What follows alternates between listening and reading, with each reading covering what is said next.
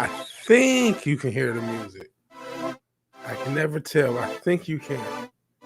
Let me know if you can't hear the music. If you can't, then it's off or not. Either way. Vigilante Williamson here on the 54th episode of my show, the Vigilante Williamson Show. It is May 29th, Saturday, May 29th, and I appreciate it. Good to go to music, says Robert. Small Time says we can hear it. 5x5. Not sure what that means, Snorter Cooper. Hell, everybody showed up pre-chat and is in the chat now. I appreciate everybody being here. It's been a rough day in the Vigilante cave, so to speak. The Vigilante Mobile is down, which sucks. I'll tell that story. It's one of the many inspirations to the title of today's show. I realized my life is a comedy, and it not just because of how terrible my day went, but because we're also going to talk about the Joker sequel, amongst other things. We got some serious stuff to talk about.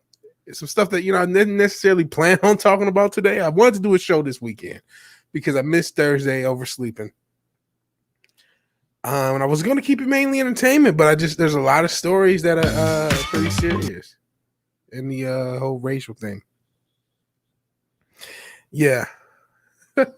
Tell us about your drama. VW ain't shit on TV. It's never shit on TV. Say hi, Kaylee D. Hail, Kaylee D. You're one of the newer folks. I know I got a lot of subs recently. I think a lot of it came from Lorena Creole. I did after school special about a month ago. A lot of profanity because I wasn't aware not to be profane. Because you know how I treat my own channel. I'm not monetized. You guys keep me monetized. Because of you guys and your support, I'm already a monetized channel. It's always appreciated, never obligated. The bot will spam you. But yeah, it's today's been a rough day in the Vigilanteville. Shout out to Mom Vigilante Williamson. She definitely came through. And I'll start with my day before we get into some of the racial stuff. And it's interesting stuff. Before I even start my day, first off, hi everybody. Shout out to Wookie. And I only deleted this message not because of Wookie. Just like I said, I had a rough day. I'm like, I didn't need to see that. But I appreciate Wookie. I love Wookie. Hell Finner the Ice Wolf, whose channel is active. For months and months and months, we gave him crap. Now he's churning out videos. He's got like 6 or 7 videos up. So shout out to Finner the Ice Wolf. You're a mod, Finner. Feel free to promote yourself. Promote yourself as much as possible. Hell Robert. And how I'm doing, not that good. I appreciate you asking, though. Hell, Snorter Poopers. What does 5x5 mean, Snorter Poopers? You may have already told me later in the chat. Oh, loud and clear. Trinoculus P is already correcting me. How about that? Hell, Trinoculus P. What is it from? Is that like a military thing? And you guys saying hi to each other. Lord Thought said there's only one race, the human race. Or was it the running man? I get that mixed up. I'm not sure about that. Let's see. So the Pooper saw the interview on Lorena's channel. Good. That's good. And buzz. Since your dildo feels like shit. Oh, man. Sorry to hear that, Sentient. Sorry to hear that. Like I said, I'm not feeling that good either. So appreciate anyone who may have saw the interview with Lorena Creole. This has been a pretty big week. Obviously, you had Chrissy Mayer on the podcast Wednesday. And she made fun of my mask and then stole my point for Friday Night Tights without giving credit. We appreciate her being on the podcast. Either way, shout out to Chrissy, man, because a lot of people, I got a lot of subs from that, and a lot of people have been supporting that and the views from that. So please check out Chrissy Mayer with me and Matt and the Culture Crime Fighters. And apparently, as a military, NASA uses it a lot. Some senile old bears use it. I see. And that's a shortwave thing. The military uses it too. That's what I'm getting, the 5x5. I hadn't heard that, but I appreciate it. I appreciate you guys letting me know about the music. And I think I get the, I've had things echo, like drops echo. I think I have that corrected. Let me test with a drop. Now, how about a new drop that I have? First off, let me know if this is echo. This is the world we live in today. Where is he going? Okay, that's the new drop I just uploaded. This is the world we live in today. A crazy fucking world. So hopefully that didn't echo. If it didn't, then we have that situated. Yeah, that's situated. Okay. 1x5 to 5x5 is military communications rating to determine if you can hear over communication equipment. I see. Oh, see. So if you're 3x5, you're kind of hearable. You're 1x5, can't hear shit. I get it.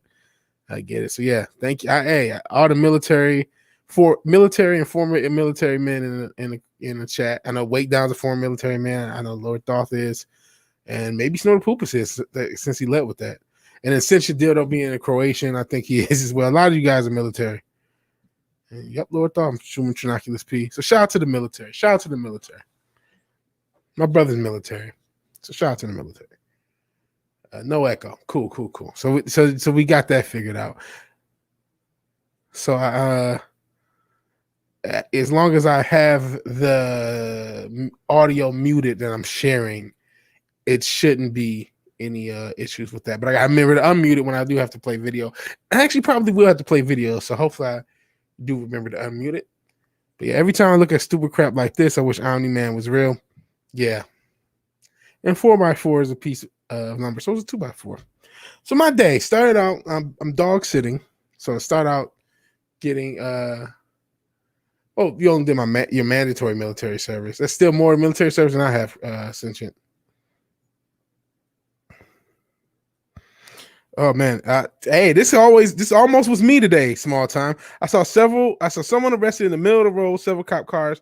The perp was shirtless. I had my shirt on, and I didn't interact with police. Thank the Most High. Even though I was down the street from the damn precinct. But let me just explain what happened.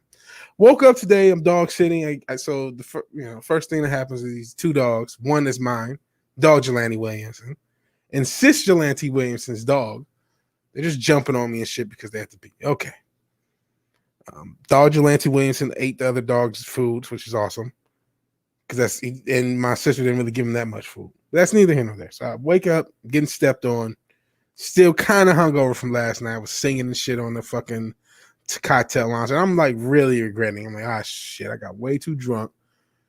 I only remember some of what the fuck I said, and it's just another day. So start your day. And today is the day I claim my P.O. box. I bought my P.O. box for this channel a couple weeks ago, and today I am going to go claim it. That's what the fucking goal of the day was. So starts off, I don't have a printer. You have to print out the Lord Thoth, looking on the gun barrel, 30 years of service. That's a lot. And hell, Theme Park Casual. Oh, missed you. Theme Park Casual, appreciate it. Small town's an hour away from Florida, so we get the weird vibes from there. Georgia or Alabama? I'm assuming one of those. Small town. And tomorrow is the real Memorial Day in the U.S. What do you mean by that? Educate me, because I mean, obviously Monday is the Memorial Day. Tomorrow's Sunday, but you said it's the real Memorial Day. I don't even really know the history of Memorial Day. Alabama, sweet home Alabama. Sorry. 8 Mile reference as much as anything. Anyways, wake up, stepped on by dogs, walked 2 crazy ass dogs. But I'm going to fucking get my motherfucking P.O. box today. But I woke up, like I said, did a lot of drinking last night. So the post office that I got the P.O. box from closed at 1. And I'm up like 11:30-ish. By the time I'm walking the dogs and actually able to do stuff, it's basically noon. So I don't have a printer, but the complex I have, there's a printer, and you can print off your phone. I've done it before. Go into the room where you can print.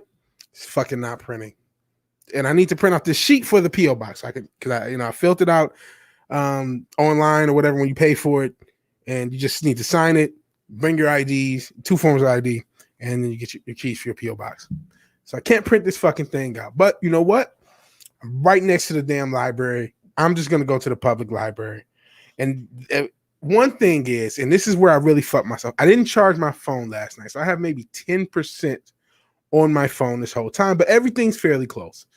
The post office is a few miles away. It's really down the street. Library's right across the street. So I go to the library, try to print everything is like the lady at the right outside the library. It's very confusing. But anyway, I go to the front desk. I email them what I have to print, and because that's how you do it. Email them what I have to print. print out my damn P.O. box thing, sign it. Cool. I got my passport, my ID. I'm about to get my P.O. box. Go there's a line. Okay. It's a line. Whatever. Still got enough time. So I get up there and I don't have the right time by ID. I need to have either a lease or something else because you can't have two auto IDs. All right. So I went through all this shit to get it printed.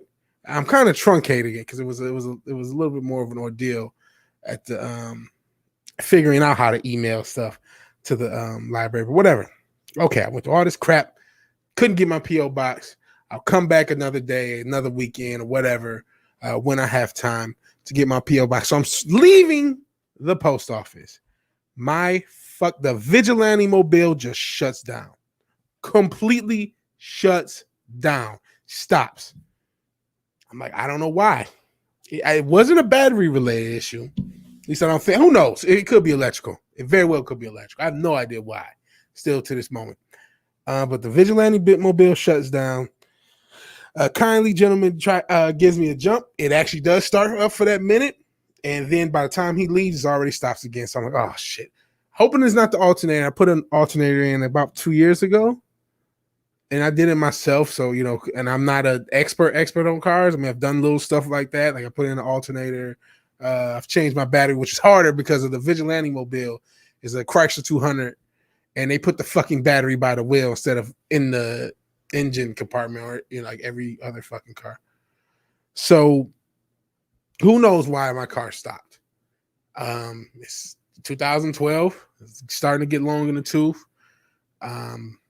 Probably could use a tune-up, but it just stops. And remember, I started off with 10% phone. Now I'm down to like 2. So I call Mom Vigilante Williamson, say, hey, car broke down. I'm at this post office. Please pick me up. And in between her coming, my car just gets enough life. And instead of just doing the smart thing, which was parking, that's what okay, I got my car has come to life temporarily. Just park up and wait for your mom. No, that's not what I do. I try to make it home. Again, everything is close. I'm 2 miles, maybe 3 at max away from my home. Is basically a straight shot. Get off the side street, straight shot. And I go maybe 500 feet and it starts to give out. I get in the center lane. Thank God I had enough ability to do that. And I'm stuck. Then Mom Vigilante Williamson comes.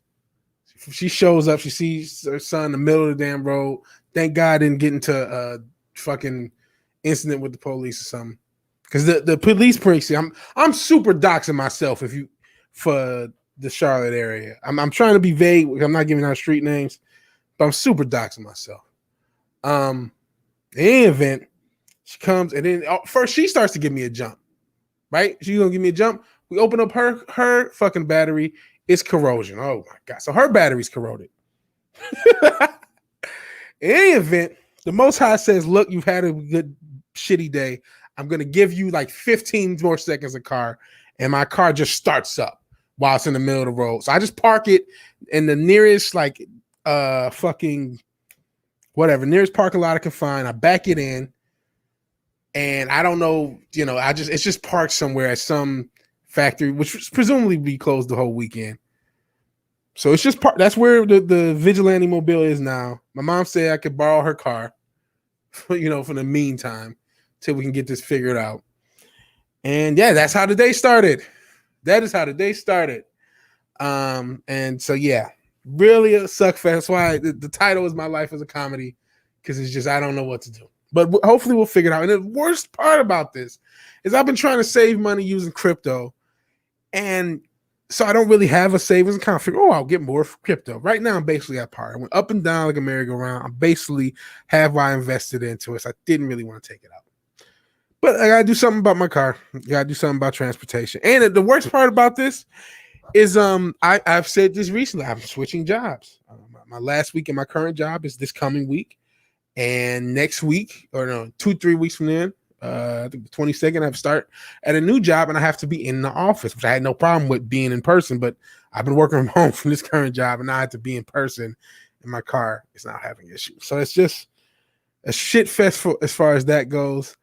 And so we will see what happens with that. And so, yep, P.O. Box. That's how this damn disaster started. I was trying to claim my P.O. Box that I paid for, and it became a complete nightmare. So that's the beginning of Vigilante's day. So I'm having a rough day. That's why I'm not even in the mask right now. But we will get into the news after I check out what you guys have been talking about. So, Snorter Poopers Q Burst says real as opposed to observed day. Those were mostly created to give federal workers, etc., a 3-day weekend. The real day drops when it drops. So is it all? So the real day is May 30th. Is that the case, Snorter Poopers? And damn, yeah, sounds like a total suck fest. Is that? It absolutely was. Yeah, it is some electrical issue. I don't know what. I put an alternator in a couple years ago. I put in a new battery maybe a year or two before that. Could be a new battery issue, but my lights and everything come on. So I don't think it's a battery issue. Could have put in the alternator shittily. It was me. I did it.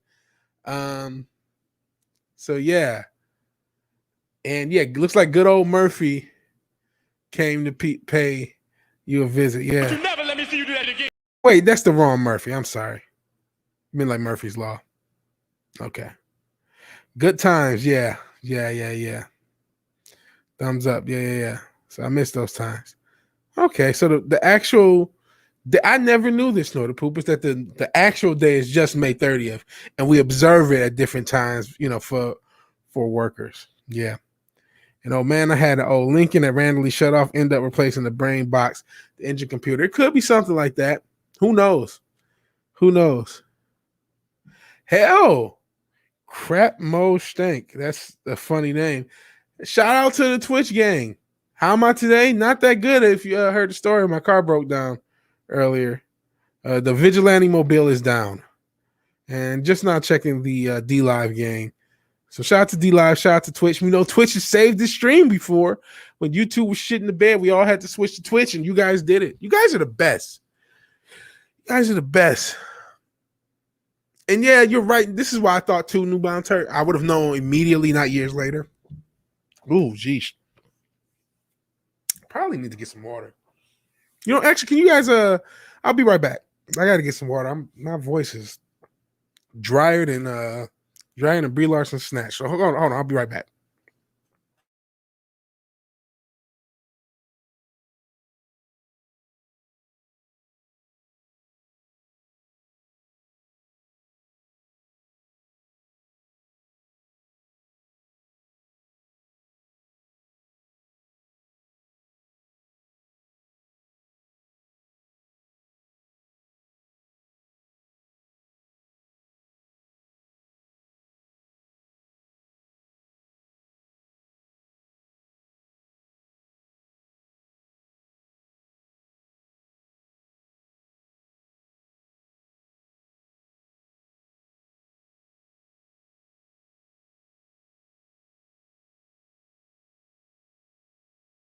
All right, I'm back.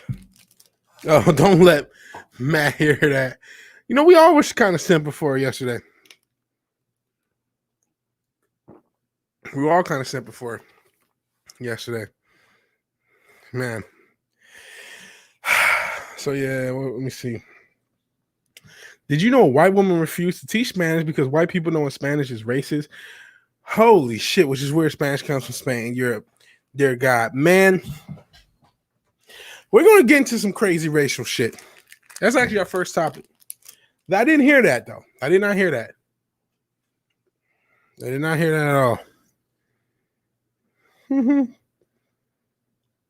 Funny how that goes now. She probably used to complain about how many Americans don't speak any other languages. Wow.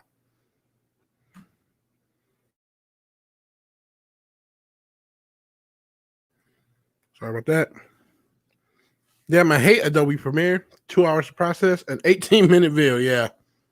I don't have Premiere. I have, what is this shit? Resolve. I'm too poor for Adobe. Hold on a second.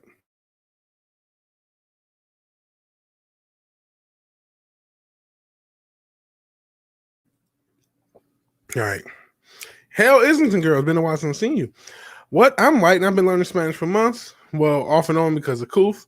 That's dumb. It's very dumb. What is she going to say about Spain? And we're going to get into racial issues in the education system. Those are actually our first topics. Those are actually our main topics. I'll talk about the Joker thing. That's really the main stuff. And you're not racist, Islington girl. You're a student of language and culture. I agree. Hello, says Snow the Poopers. Do you speak English, American, or Canadian? Maybe the answer is yes. She's Islington is a reference to English. So we're going to get into two opposing stories that are basically the same story. Clown World, definitely. My Adobe was previously owned by Johnny Depp. I see. Well, good luck. Don't they have like something? Because this is like a monthly thing. I mean, good luck keeping, staying on the high seas with that. Because I thought there was some little verification they did to prevent it. So we have two stories. One you probably heard of. Wasn't going to cover this until the second story came out.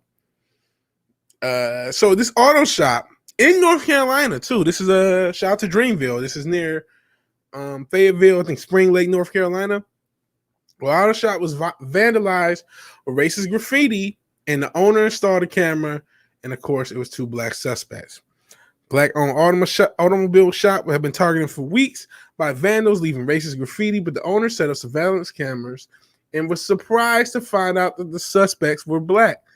The incident unfolded at Dwayne Hainsworth Auto Body and Repair Shop in Spring Lake, North Carolina. Hainsworth told WRAL he was confused by the racist images left by car vandals for weeks. Meaning I'm not bothering anyone. I'm trying to do business. I really don't know anyone out here. Oh, man, that's even rough.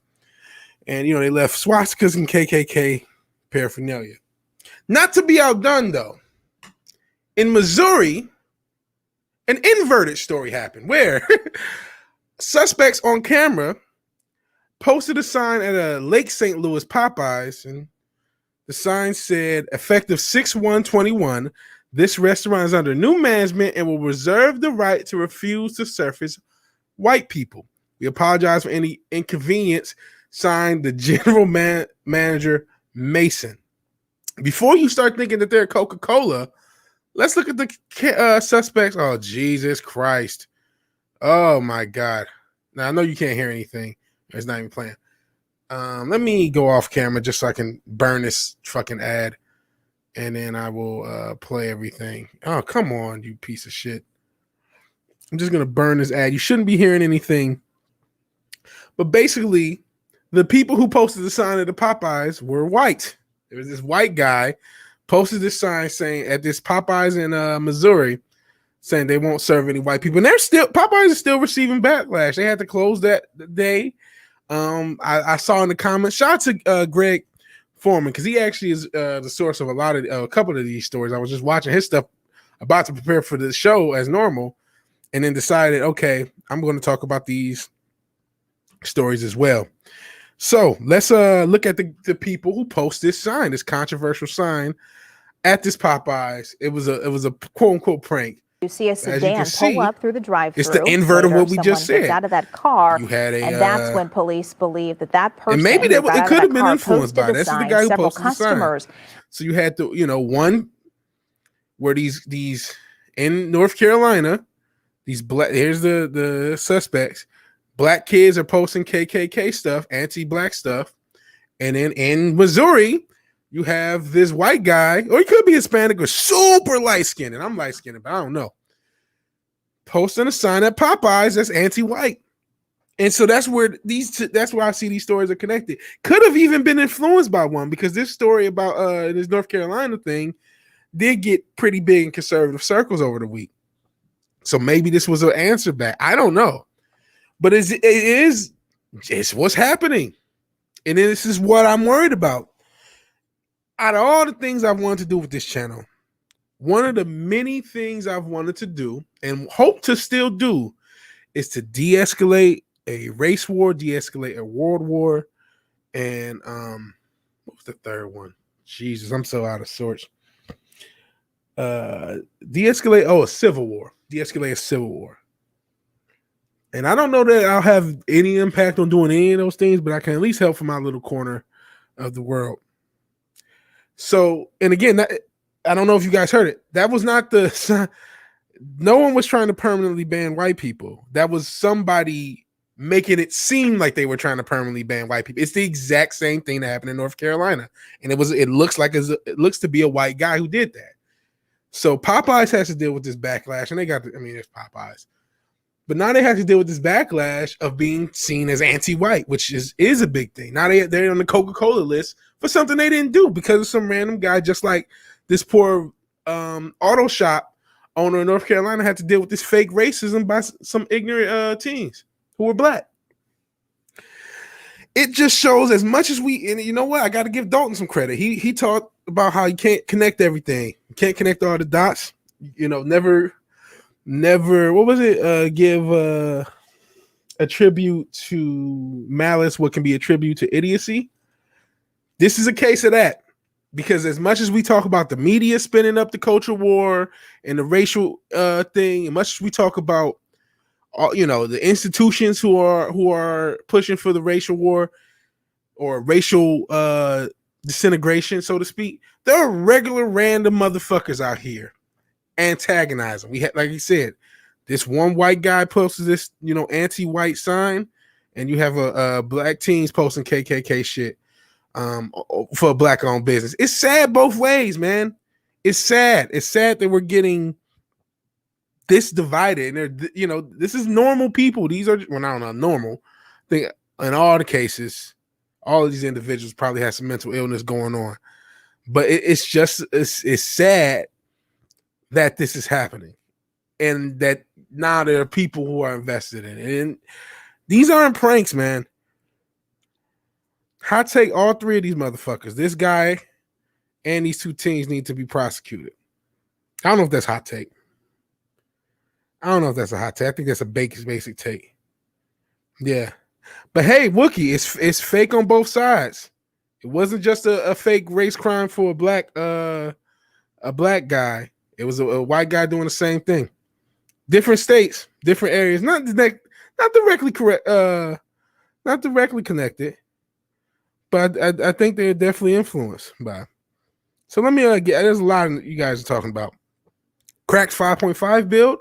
Newest one is online only and updates only. Yeah, that's what I thought. Well, good for you, man. Good for you.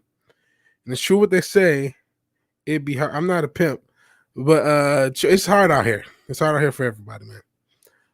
They want to create hate and chaos because they get more profit from hate than peace. But again, this is not some organization. This is not some Illuminati CIA thing. This is some random motherfuckers in North Carolina, some bored teens in North Carolina, some bored dude in Missouri. And yeah, Robert, we need Jim Dove laws to add to Jim Crow. Social engineering is working. That's the moral of the story. All of the social engineering they've been doing the past year and a half is working on both ends. There are a lot of people who believe in black privilege now, who believe that black people are privileged, and there's still people who believe in white privilege. There are still people who can use evidence to say, hey, black people are being treated differently by the media, and there's people who can use evidence to say, no, white people are being treated differently. The answer is everybody's being divided successfully. Social engineering is working. That's what these two stories prove. And that, there's been a lot of, Smolays, but there's a Smolay the other way. And because when you ban people that's still racist, I also do think banning anti-white stuff is just as racist as anything. Racism is racism. And yeah, we did get some. Cool, Stoner Poopers. Cool. I'm becoming a better producer. I'm starting to understand how shit works. Next thing, Bree will refuse to give her bus seat up. Robert, that one got me. That popped me, Robert. Thanks. And I already said the fake rice cream. Oh, no, Robert's hungry for Popeyes. And no, I did not make this channel to get white women. And in fact, I am not gonna ever try to date through as Vigilante Williamson ever. All right, if I can't meet him in real life, then I'm not gonna meet him. And Firmer saying hi to Red Shirt. Engineered, the lawn workers just showed up because Monday is a holiday. 4 hours of their atomic power equipment, drowning out any other sounds ahead. I see you guys saying hi to each other. Let's see. Yep. Will they still serve polar bears? They'll still serve white people. This guy just posted a sign. It was somebody who doesn't work for Popeyes, maybe answering a previous story, maybe just on his own. Like I said, I mean, he could be. I'm assuming his race. He could just be super light skinned. It could be mixed race. Could be Latino. But I believe the brother's Caucasian. Yeah, this means it's working. You're right. You're right. You are in there just to eat people, you sneak. That's what Islington girls think snorted poop is. Are you there? Don't eat people. People taste disgusting. And oh man, Wookie lies not rolling his eyes. Gavin McLeod, Captain Stubbing from Love Boat. Oh no, that sucks. That sucks. R.I.P. Gavin McLeod. The Love Boat. No, I got to stop singing. I cannot sing. Maybe it's 4chan behind all this. It would be a lot better if it was 4chan, right? And yes, BLM and Antifa are mostly white liberals. And we got a story about them as well as the next story, BLM. After they buy their large mansions, they leave.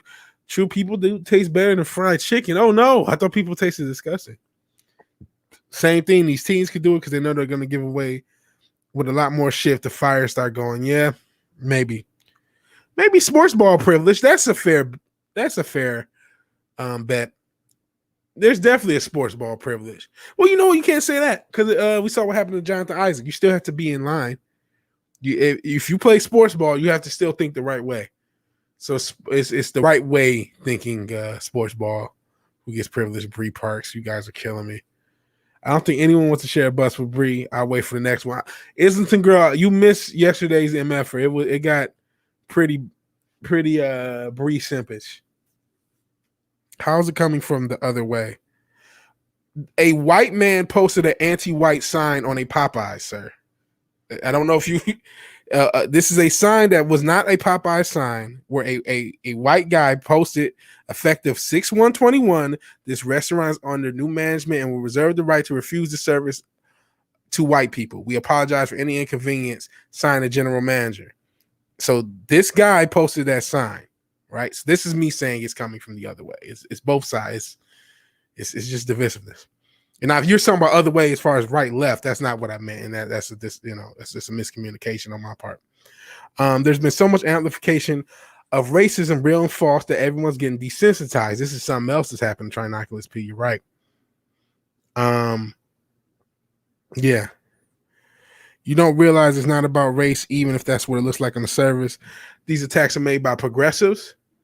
Maybe. You know what? I don't know the motivations.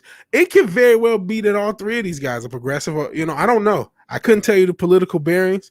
I'm be honest, these guys are teens. Maybe they're pro BLM, but they don't really have a political horse in the race. Maybe this guy does. I don't know. Popeyes probably won't serve bears, though. They're too tough. Polar bear apocalypse. Fenrir says now 98% of BLM is white liberals. Oh, Nick Weiser just tipped money. Thank you, Nick. Appreciate Nick Weiser. Hail, Nick Weiser. Check out Nick's channel. And I don't have my stream. When did I do have stream elements? Just cause, he says. Just cause. Just cause. Let's make sure. Nick is right on the cusp or right at 400. So if there's not a mod, I'm going to just go ahead and toss Nick Weiser's channel. Is he at 400? 393. We got to get him to 400. Come on. So he is 7 away from 400 subs. I know a lot of you are subbed. We share a lot of sub. But if you guys can get my man to 400, if you haven't subbed to Nick Weiser, 32 Flavors of Nick Weiser, great channel. Not only does he talk about pop culture stuff, he also talks about a lot of metal, a lot more comics oriented stuff, and he does food reviews. I mean, he's 32 Flavors of Nick Weiser. So yeah, I agree with this. Race is a weapon, not a cause. It's a symptom. It's a symptom of people who are invested in dividing us, and this is just showing that it's starting to work. It's starting to get a lot of people. I've talked about how, my grandma thinks what happened on the 6th is a bunch of white supremacists trying to take over the Capitol for Trump. Doesn't matter how many, I could bring in a lot of logic and evidence of why that's not the case. That's not what CNN told her. And again, Max needs an intervention, but I think we all do. I got pretty drunk too. She looked hot in Scott Pilgrim. She was hot in Scott Pilgrim. She was hot, unfortunately. Snort, did the larceny happen again last night? So it included more people because he kept playing Bree as Scott Pilgrim, or inside Scott Pilgrim, and she was a lot hotter. And so yeah, check out the MF for Cocktail Lounge if you haven't. So Matt's channel, Fireball Productions, my partner in cultural crime fighting, and about Fireball Productions with Forever Regret going on about Bree 2 weeks ago. Well, I mean, kind of triple down on it. And to be fair, I remember very little from last night. I unfortunately do. I remember singing. I remember talking about Bree. I feel I talked about Jodie Whittaker. And I was pretty drunk myself. I went through about it was a pint of bullet bourbon. Still not a whole pint. About a pint though. And hell, Nick Weiser. Yeah, I appreciate Nick Weiser being here. White, black, and green doesn't matter. All these people are progressive. I'll put money on all the perpetrators vote for Biden. Huh? I wouldn't bet against you, man. I wouldn't bet against you. I really wouldn't. I really wouldn't bet against you. That's something I would agree with. I would put money on that as well. I would agree. And that, you know what? If that's what you meant by side, and you're saying this is all coming from the progressive side, that I will agree. It's almost all coming from progressives. Almost all. Because let's be honest, progressive racial hoaxes are not new. I can't remember the group that did it in the 60s. There's a bunch of groups, including some of the groups, the SCLC and groups that were lionized by the 60s. But the specific story, oh God, what group did this? Basically, they bought a house for a black family in a white neighborhood and then blew it up. No one was in it, thank the Most High, but they blew it up before they moved in to show how racist people were. And this is a progressive group that did it in the 60s. And I cannot tell you the name of the group. I know of the story and I cannot think of it offhand. So this is not new. We talk about racial hoaxes by progressives. This is part from the course, to be fair. Or regressives, to be honest. That's what it really says. Auto shop guys were looking for attention. Any publicity is good publicity. No, I think these are just badass kids. And we got a story about what to do with badass kids and why it's getting harder to do anything with them. Thank you, government. I suspect the teens are pranking. The other one might be purely from agitation. I agree. That's also potential. And Nick's Toxic Waltz. Please sub to my man Nick Weiser who tossed me $5 just cause. And you can too. Always appreciate it, never obligated.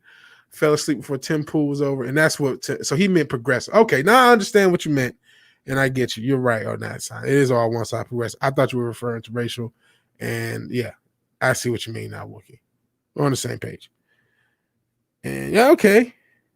And just another red shirt's also tossing in. Please give my man Nick to 400 subs. Please. Same here, barely made the FNT stream. Yeah. So you guys are tossing the links out there. Thank you. The mods. I don't have a name like Mod Rodix for the mods. I gotta come up with another name. Speaking of mods, Fimber, you are a mod. Please feel free to plug yourself. I think you're over 100 subs, but that is not always static. And since your channel is now active, you should plug yourself.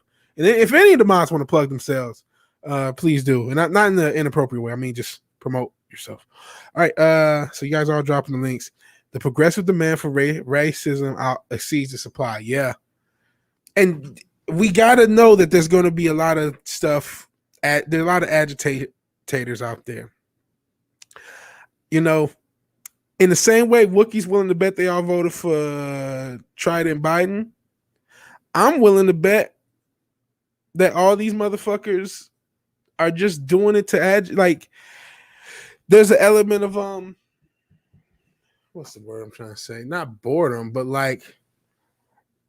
they're doing it to agitate. I'll go with that. I'm willing to bet this is all for agitative purposes, even if they're not. This isn't connected. I'm gonna use something just another red shirt has said to me on, I think it was the MF for Cocktail about a month ago. He says all piranhas don't have to have the, they don't need, I can't remember the exact words, but piranhas don't need to all have like text messages or whatever to all be on the same page. They can all be at the same spot at the same time, just off instinct once they smell blood in the water. So it's that sort of thing. So there's definitely something to that. And true that shit, says Wookie. Yeah, got to catch up on the MF. It was fantastic. And of course, Fireball's channel. Please check out Fireball. And you want to know something, man? It's been harder and harder to watch FNT. It's become really hard to watch FNT. A lot of times I got to watch it like during the weekend at the playback. Assume hate crimes are faked until proven otherwise. Call it the Smollett effect. It's probably a safe bet. 2-0 for one night stands. I definitely walk away from Brie. Her personality doesn't jive with me at all. I think Brie Larson would be happy with Fireball. That was the argument I made last night. Hail Parrot Head. Appreciate you, bro. Appreciate you being here, man. Thank you for showing up. Newbound Turk. Didn't know I hadn't subscribed. Okay. And yeah, subscribe to Newbound Turk as well. Lorthoff have his channel. Yeah, please sub to Newbound Turk. He has a channel. All the channels out here. Everyone needs to sub. Sub to each other. Love each other. And whoa, Chelsea just won the Champions League. Suck at Man City. Shout out to the Chelsea fans. Sorry to the Man City fans. Football. Apparently he's slaying it today. Hell brightest day. Hoaxes happen to lie in 30s German. They blamed. Yeah. Man, isn't it crazy how similar everything is to that? There's a lot of that. I mean, Operation Paperclip, the grandfathers, the ideological grandfathers of those people we came from Operation Paperclip that infiltrated every element of our government, every element of our society, including the media, including our education system. A lot of the stuff, the eggs and the seeds they planted decades and decades ago are coming to bloom. And Brightest Day, of course. Check out Brightest Day. Recently over 100 subs as well. It's good to see all you guys growing. And the side mods, says Robert. Brightest Day with a good one. I like the Mod Lantes. Mod Squad, says Newbound Turk.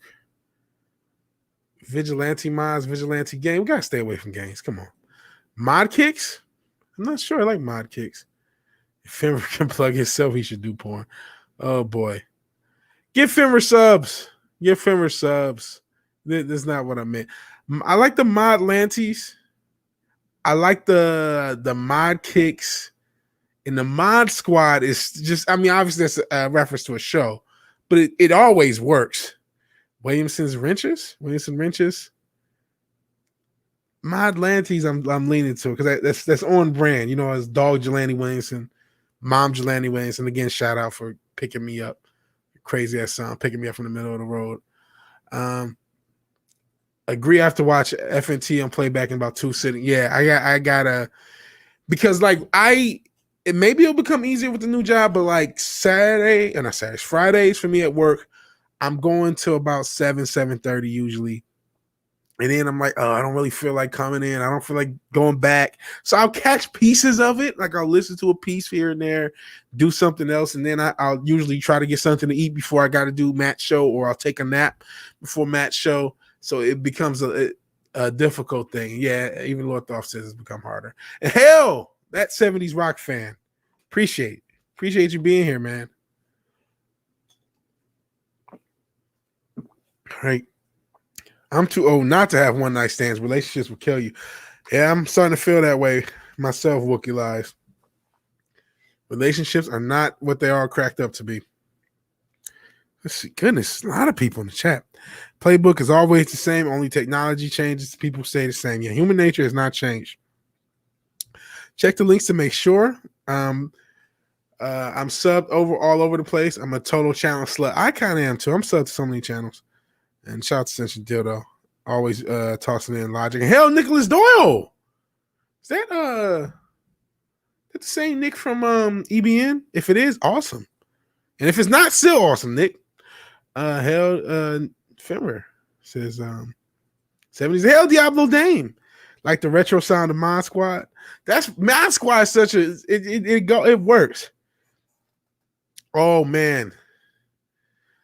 Wookiee Lives Matter for the umpteenth trillionth time. This is close to 500. Let's get Wookiee Lives Matter to 500, and let's make sure we stay sub to Wookiee Lives Matter. You know what? For all I know, I'm not sub. If the mods can beat me to it, and I've already probably have, because I'm so behind in chat, feel free. Feel free. Let me see. Okay, I'm still sub, thank goodness. Still at 497. Okay. So we're going to try to get you over 500 again, buddy. And we're going to pray that you can stay over 500 because there is no guarantee. And I'm going to have to, as much as I love you guys in the chat, I'm going to have to skip around because there's a lot of people. We got 20 people between combined. Actually, let me check D Live because people from D Live. Is this live? It is live. It's a simul stream. And I can't always check. And D Live, I really wish was a better platform. I know people are streaming on Odyssey. I got to get that going. He makes great vids. Yeah. Lord Thoth, hail my fellow Canadian political prisoner. Shout out to Lord Thoth because, man, him and his people in the great province of Ontario stood up to the man. As far as he's a police officer. Was a Royal Mounted Canadian police. I don't know how to say it. I apologize. I'm a Yank. But yeah, they didn't refute. They refused to enforce the draconian laws of the Ontario government. And you guys are saying a lot of hi to each other. And we need to form the 1,000 sub task force. I'm not sure about that. 1,000 sub task force, like to get everybody over 1,000 subs to get. I mean, that'd be rough. Sub 70s. No, what was the thing I wanted to see? Oh, Wookiee makes great vids, which I saw. There's something else. Somebody had a good comment, and I lost it. Oh, what up? Haha, not the same. Okay, it's not the same Nick. Okay. I can't think of what that Nick's last name is. I think it's Glenn. So yeah. But it's appreciate all Nicks. Shout out to Nick Weiser. Shout out to Nick Doyle. Shout out to Nick from EBN. And just shout out to all Nicks everywhere. The Knicks division instead of the Knicks division. How about that? And I cannot think of what the comment was that I wanted to see, but whatever. That's okay. We got some subs for Wookiee Lives Matter. Okay, Wookiee, it looks like you're over 500 for now. Let's pray you stay that way. If you haven't, give my man Wookiee Lives Matter a sub. I know I'm asking for a lot of people to sub to a lot of people. I get that. But hey, that's how you guys got here. Somebody asked you to sub. It probably was me or someone else, and you did. And I appreciate you guys doing it. Thanks. He says, the Great White North. Let's see. Oh, 501. And so Royal Canadian Mounted Police, RCMP. So I think I was correct. And Emperor Horgan might let me visit my parents. Rest in peace, you're not U.S. Canadians. Ruh-roh. Yeah, because you guys have to go back and forth across the border. That must be. So Royal Canadian Mounted Police. Okay. Thought it was a great idea. But okay. I mean, yeah. I don't know if we'll be able to pull it off, but I'm for it. I don't even know how to do a task force. I didn't mean to. I'm sorry, Brightest Day. I didn't mean to just poo-poo it. I'm just like, I don't know. And then the thousands, do you really think we could get all of our channels to 1,000 subs? It's a lot. I mean, Wookiee is actually the closest one to it, despite everyone, keep getting killed with the YouTube algorithm. It would take a lot of work. And I'm pretty slow to get myself to 1,000. We would need 1,000 members in the 1,000 club. Yeah. But there's a lot of channels. A lot of people doing good things. I'm not sure how we go about doing it, but hey, no problem. I'm all for it. And now Wookiee has a special video to do. And now we're at 505. Okay, cool. Now that we're got some more breathing room. Hopefully they'll leave you alone. We need to get a Canadian Underground Railroad for those ready to go. Isn't that crazy? The Underground Railroad used to go to Canada. Now we need one to get out of Canada. Up to 506 now. Cool. Alexander. Hail Alexander Vidakovic. I'm sorry. Appreciate you being here. Okay. Okay, Clobbery's getting close. Shout out to Clobber in Times. Not sure if he's here or not. But he's at 863. Dope. Just wing it like police. I see. What if we got to lose? Yeah, that's true. That's true. I guess yes. Cool. Let's just do it. Wake Down has a good point. We only need 334 people with 3 accounts each. And pose drift, Alex. Okay, you guys are talking Eastern European. I don't know. And do you have a horse and a uniform with the hat? And Lorthoff has indeed been mounted many times in the room. I didn't say that. It's that 70s rock fan did. So rest him thoughts. Okay. We've got other stuff to talk about that's racially relevant, I guess. But not as intense as that, the first couple stories. Can't buy large mansions anymore. Black Lives Matter co-founder Patrisse Cullors resigns. This is actually pretty good news. And I think in general, BLM, despite the craziness with the 2 hoaxes, I think they're losing a lot of influence and impact. And Patrisse Cullors did not help things. The embattled co-founder of By Large Mansions announced Thursday she's resigning as executive director amid criticism over her lavish lifestyle. Patrisse Cullors, 37, has been at the helm of the Black Lives Matter Global Network Foundation for nearly 6 years, and she's leaving to focus on a book and TV deal. Her last day with the foundation is Friday.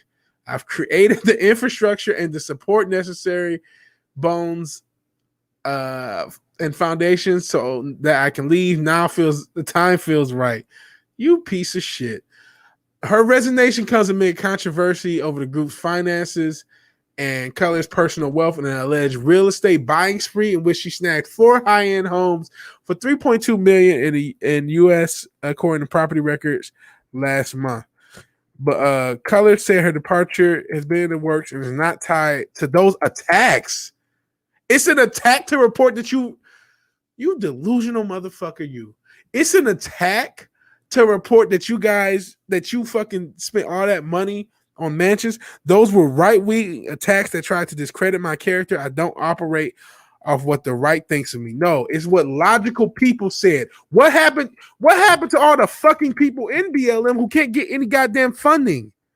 What about all those local chapters that are trying to do something, trying to do local little community shit, and they can't do it because you buy a large mansion? No, it's just right-wing talking points. What happened to fucking, what's my man? I don't even like the guy that, because he talks a lot of shit I don't agree with, but hey, what's his name? Hank Hawk Newsom or some shit? New York guy. He's based in the New York chapter. He said you're not giving him money. That he's a right wing. You're gonna call that motherfucker a right wing? Alt-right motherfucker. Are you kidding me? It's smug motherfucking thought. Fuck you. The BLM Foundation revealed in February took in over 90 million last year. I heard a larger number of that. Oh, just following the May murder of George Floyd, we know what happened with George Floyd. Foundation said it ended 2020 with a balance of more than 60 million. I heard a lot more than that. That is bullshit, but okay, whatever. I heard it was in the billions. Critics of the foundation contend more of that money should have gone to the families of black victims. Yeah, that's another thing. What happened to Breonna Taylor? You guys made a lot of money talking about say her fucking name. Breonna Taylor's family, they're just some right-wing, alt-right motherfuckers. Patrisse Cullors, are you kidding me? You were able to buy mansions off of say her fucking name. And when she asks you, oh, it's just right-wing attacks. Fuck you. Got to be out your fucking mind. Critics of the foundation contend more of the money should have gone to families, or your own fucking foundation itself. That's the most tragic aspect, says Reverend T. Sherry Dickinson, president of Oklahoma City BLM. I highly doubt T. Sherry Dickinson is not a brother or a sister. I don't know what the T stands for. A representative of BLM 10, a national group of organizers that have publicly criticized the foundation over funding and transparency. So this national group of BLM chapters who can't get funding, and it's not even talking about whether you agree with BLM. I obviously do not. I don't agree with all the rioting and all the bullshit they do. But some of these local chapters don't know no better and actually do try to do some shit. They try to do some positivity. They can't, because this dumb bitch is buying large mansions, getting book deals, and all this other dumb shit. I know some of the families are being exploited. Their pain is being exploited, and that's not something I ever want to be affiliated with, Dickinson said. You know what, though, T. Sherry Dickinson? What do you get when you just follow somebody's narrative, when you just follow fucking 1984 doublespeak, and you don't do research into the organization that you're supporting? Get what you fucking deserve. That's what happens. That's what happens. So Cullors and the Foundation says they do support families without making public announcements or disclosing dollar amounts. So why the fuck was Breonna Taylor's family asking you what happened? Jesus Christ. Jesus Christ. Okay, let's see what you guys are saying about this dumb bitch. This shit pisses me off. Pisses me right off.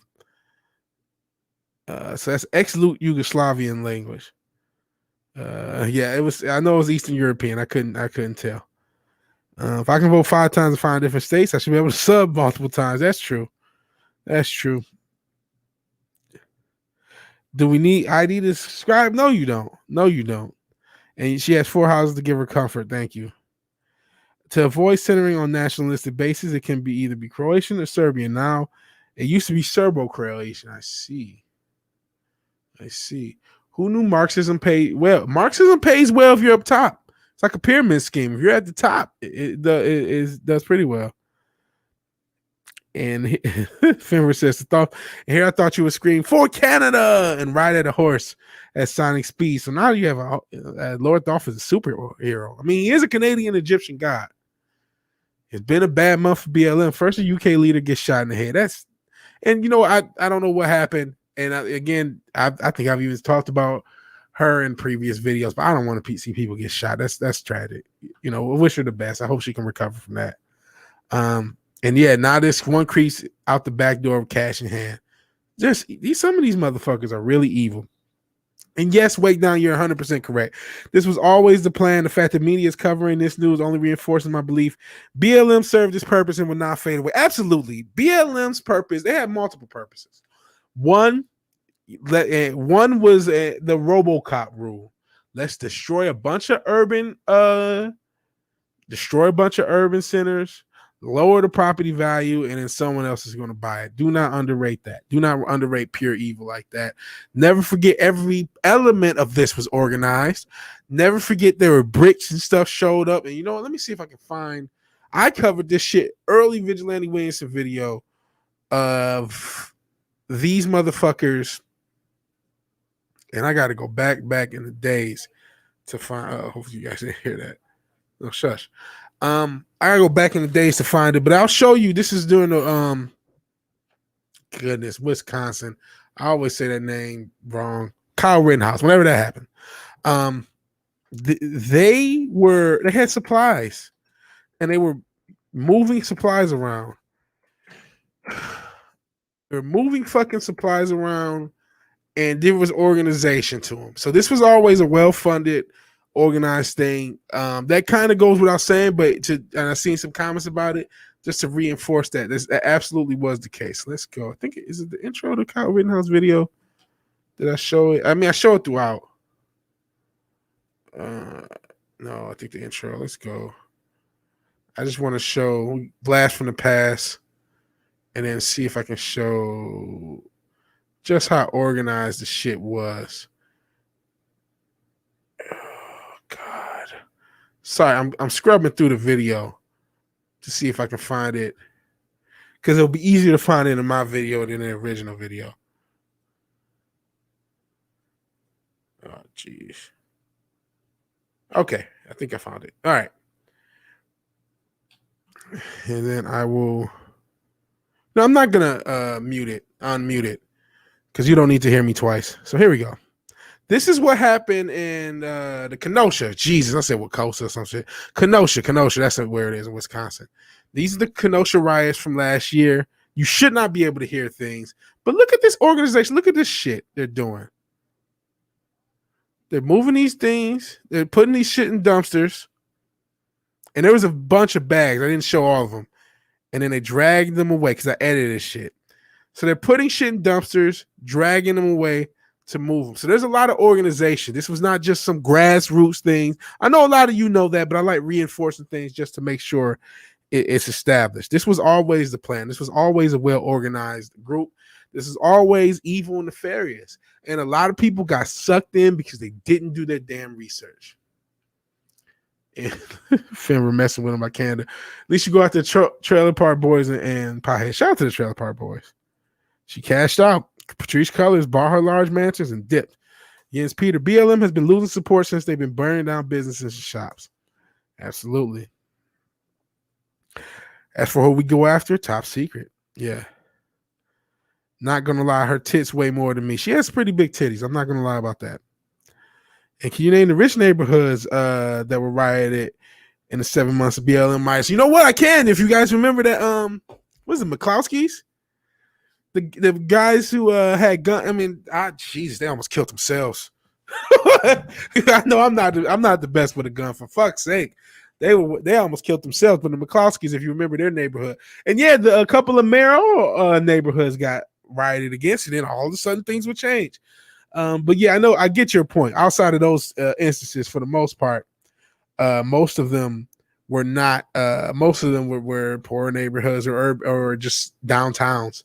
But there were some neighborhoods. Do you guys remember what happened in Seattle when one of the evil white fools, one of the obscure evil white fools, and I fuck her name up all the time, Christian Sawant, or whatever her name is, fucking led a Marxist revolution. This is what got the chop taken now.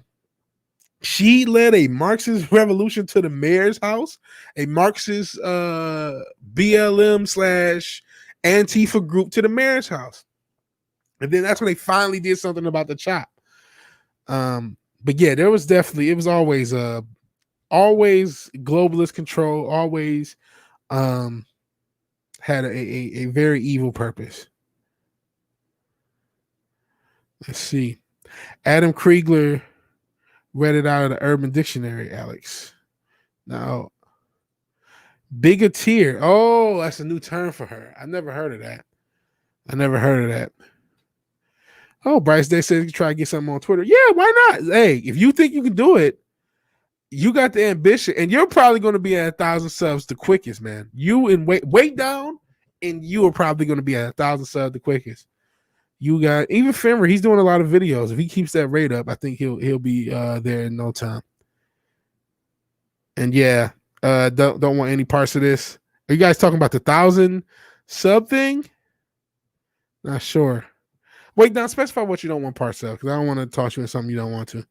And they said it was gang violence, nothing to do with BLM per se. If they're talking about those riots, that's complete BS. Oh, and she's just a classic race hustler pattern. So many have enriched themselves. Yeah, Booker T. Washington talked about this in the beginning of the 20th century. It is sad. I'm a hype beast. I only smash windows with Supreme brand bricks. LOL says the weight down.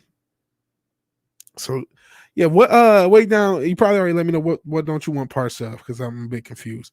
I need to brag on Houston. They held an actual peaceful protest for Floyd that drew 30K. HPD kept the streets clear. They jailed 4 idiots, and mainstream media was not, I wouldn't say strangely silent. Shout out to Houston. I want to move to Houston one day. But you know what it is? Texas is a lot more armed than any other state. So you have a tendency for that shit not to happen. You remember that shit where one Antifa idiot was talking shit. They're not going to do anything. End up killed the next day. And it was self-defense because he was waving his gun at somebody. Somebody shot him through the car and pulled it off because they were fucking like, I don't know why this guy's waving his gun at me. I don't know if he's trying to rob me. I don't know who the fuck this guy is. And the guy got away, rightfully wasn't charged because he was, for all intents and purposes, from his perspective, defending himself. I'm waving guns around. What the fuck wrong with you? And agreed Vig. I'm not sure what you agree with either because I've been talking so much shit. Yep, she cashed out. Capitalism at its finest. Yeah, a lot of these people are not Marxists. They are, just like Bernie Madoff. I mean Sanders. They are socialists they're capitalists who sell socialism. That's what I'm trying to say. And McCloskey were wielding weapons they knew they could not fire. No one was getting shot by them. Yeah, that's right. They did have the Thank God, though. Good Lord. Did you see how they were handling those weapons? That's what I meant. You're right, because they had the triggers. And Tim Pool covered how they tried to fuck with those triggers. The Missouri, whatever fucking police department, which, I mean, that should have been a national story. That was literally witness tampering and evidence tampering on a major scale. But those triggers were on those guns were like intentionally broke. They were never going to fire on any of those weapons. But holy shit, their handling of those weapons were very dangerous. Like, it's a good thing those triggers were not active, because they could have killed themselves in the process. Fuck anyone else. They were not handling them with any like precaution or anything. Are they running from Senate? Good luck on their run. Started shit in Beverly Hills. They called the cops from that. Got shot down with the quickness. Isn't that funny? Yeah, I'm not sure how to spell it either. And Kasima Sawan. There you go, Parrothead. Yeah, she's the evil waifu. She's Indian, and that's why she's an evil waifu. She's kind of cute to me. And she led a fucking revolution on the mayor's house thing, on the mayor Jenny Durkin. My woke niece complained the cops smashed water bottles at a first aid stand for a protest. She didn't appreciate my statement that you don't need first aid at a protest. You need it at a riot. Thank you. That's a good stuff. Oh, you were saying something about said something about Jesus talking about BLM. And I was saying, oh, Jesus. Okay, I said Jesus, like Jesus Christ as an expression. But no, yeah, Jesus, yeah, they need Jesus. They need Jesus. Or whatever, man. They need guidance. A lot of these motherfuckers need guidance. And we'll get into a story about people who, are trying to provide guidance in the black community and are being blocked. And it's a fucked up story. And actually, I have to unmute this so we can play the video. BLM and Antifa's days and Quifa's days are numbers, only a matter of time until they're brought into prison. I don't know about that. I don't know. They might be let go. They might have a few passies. But brought into prison cars and taken in as terrorists as they're no longer useful. There'll be a few passies, but I think a lot of people will just get away, unfortunately. It's that pesky logic again, tis. Yeah, talking about the difference between a riot and a protest. Constitutional carry just became law in Texas, I see. Yeah, if somebody walks up to my car with an AK, they better be ready to use it. I'm not going to ask questions. Yeah. And the guy, it was either AK or AR. Whatever the guy was holding, he was trying to be big and tough. And he said, "Oh, nobody's gonna do shit." Next thing you know, he was gone. And bro, you can't be doing that shit. You can't be thinking you're not a police officer. I don't know what he thought he was doing, and I don't remember the specific details, but I just remember the guy. They said it was self-defense. The BLM talks taking swipes at Creepy Joe. See how quickly it gets shut down. Speaking of the Creepy Joe thing, just a little Twitter thing, and this is why Twitter's cancer. And let me check your D Live. Twitter is cancer. And shout out to Geolis, who just followed on D Live not too long ago. I appreciate it. This is a simul stream, so if I don't get to your comment, D Livers, bear with me. But I was on. Justin Proper. Hell, Justin Proper gave Fimmer a wrench. Now we're all screwed. Yeah, Fimmer deserved a wrench. Firing pins. DA ordered that the weapons repaired. Yeah, that's what happened. But Twitter and Creepy Joe. So there was Joe Biden said a bunch of creepy shit. And so Creepy Joe was trending on Twitter. Instead of embracing and just acknowledging the fact that Joe Biden is a creepy motherfucker and more than likely is a pizza lover, if you know, you know. Instead of acknowledging that fact, what do leftists do? They try to get creepy Trump one day. Now, listen, Trump did say something creepy about his fucking daughter. And honestly, him and his daughter's relationship, I don't care what you think about Trump. That's just never quite sat well with me. It's weird. But for fuck's sake, at what point, I don't understand the motherfuckers that just simp for Biden this hard. Like, it's okay that he's probably raping kids, but that Trump orange man, are you fucking kidding me? At what point do you say, no, this motherfucker's creepy, we can't have this shit? And yeah, champagne socialists, exactly what they are. Yens Trinoculus P, y'all come down to Texas. We love freedom lovers. I want to move to Houston, like I said.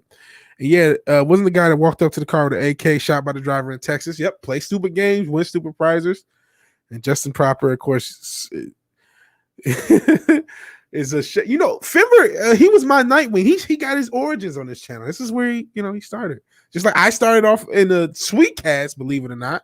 That's where first place I modded, and the first channel I appeared on was Sweet Cast. Shout out to Clint. Fimber started here. So yes, I gave Fimber a wrench. He's had a wrench for almost as long as this channel has been around, man. Key point, just another red shirt, absolutely. And hell, Justin Proper, I appreciate you being here. Say y'all motherfuckers need Jesus. One more time, right in the mic. Y'all motherfuckers need Jesus. Y'all motherfuckers need Jesus. Oh man, I just realized the drop I forgot to upload. And let me see if I can upload it now. Sorry about my ADD. Do I have it to upload?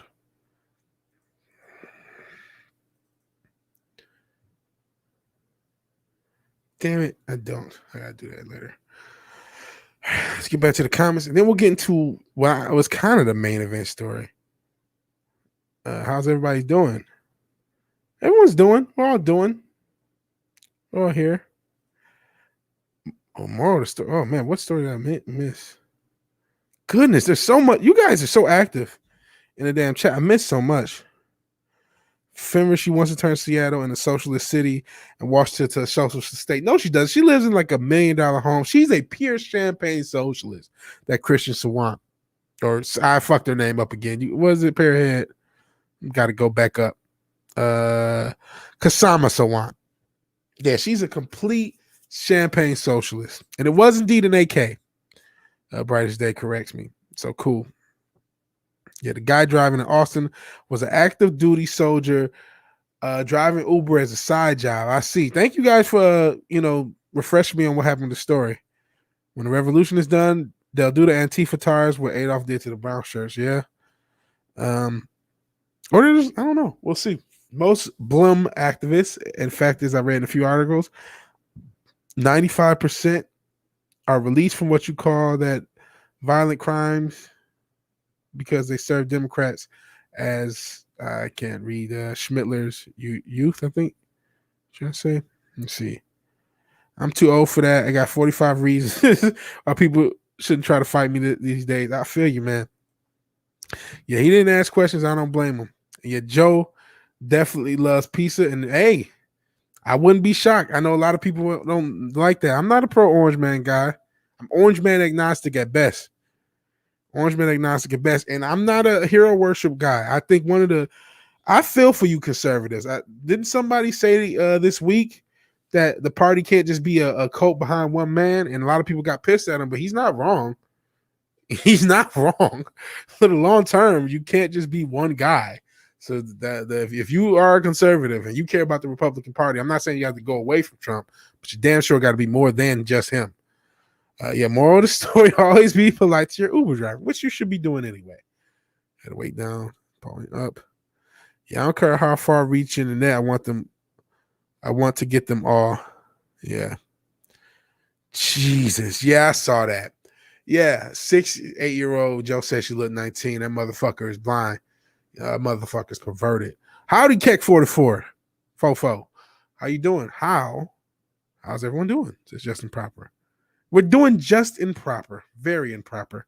Trump and Biden are the same. Wealthy neolibs, of course, they're creepy. Man, yeah, he talks about children. Yeah, the way he speaks about them, complete grapist, man. Complete grape. Still haven't watched the celebration stream. I did. I saw parts of it. I saw the face reveal for Fimber, but I haven't seen everything. I am not gonna lie. I was Fimber on the show.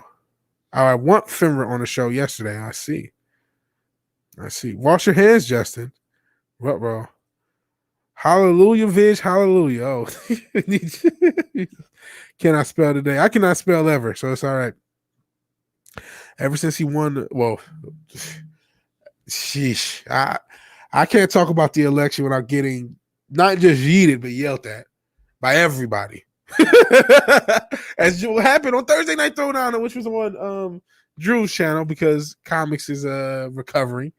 But ever since the presidency thing happened, he's gotten incredible. It's like he's gotten incredibly old. Well, no, he was very old. All that vitality serum in his body collapsed, and I swear he looks 95 now. So what happened is, and this was actually semi-reported, and this is alleged. I can't say it's alleged, rumor, whatever. But he was basically being pumped up from drugs that whole cycle, the whole selection cycle. And even then he looked shitty, but now they don't need to. They can let him, if something happens to him, no natural causes, Kumala Horace gets in. So who cares? How's the chat doing? I think is what you're saying. Let me come quietly sit in the stream and I'll talk to Fenrir for you. I always being proud of this channel's Nightwing, and you are my Batman. Awesome. Nick Superman, red shirt the Flash. Yeah. Cool. And it's today. That's how you spell today. It's cold. Let me see. If you want to stream, just send me the link. Yeah, send me the link. Any of you have a really attractive daughter? Yeah, his wording was weird, but you have an attractive daughter like that, you need to understand what comes with it. You cannot underestimate it. It was a creepy statement, man. That's all I'm saying. But my point was really just the fact that the left, instead of confronting the shit Joe said, just had to respond with creepiness. But again, I am an orange man agnostic, so I apologize, brother, if you're like, oh man, I don't have any kids, so I don't know.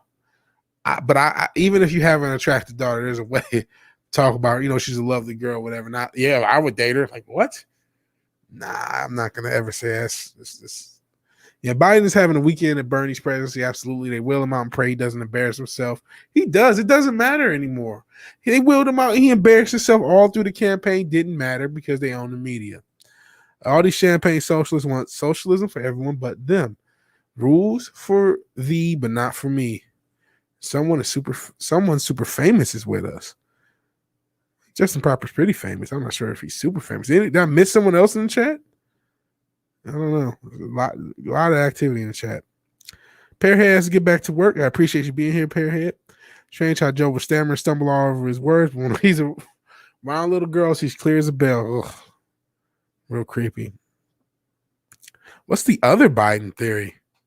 Oh, that there's multiple Bidens? Sheesh, who knows? Yeah, Cornbop is a real creepy dude. Nicholas Doyle.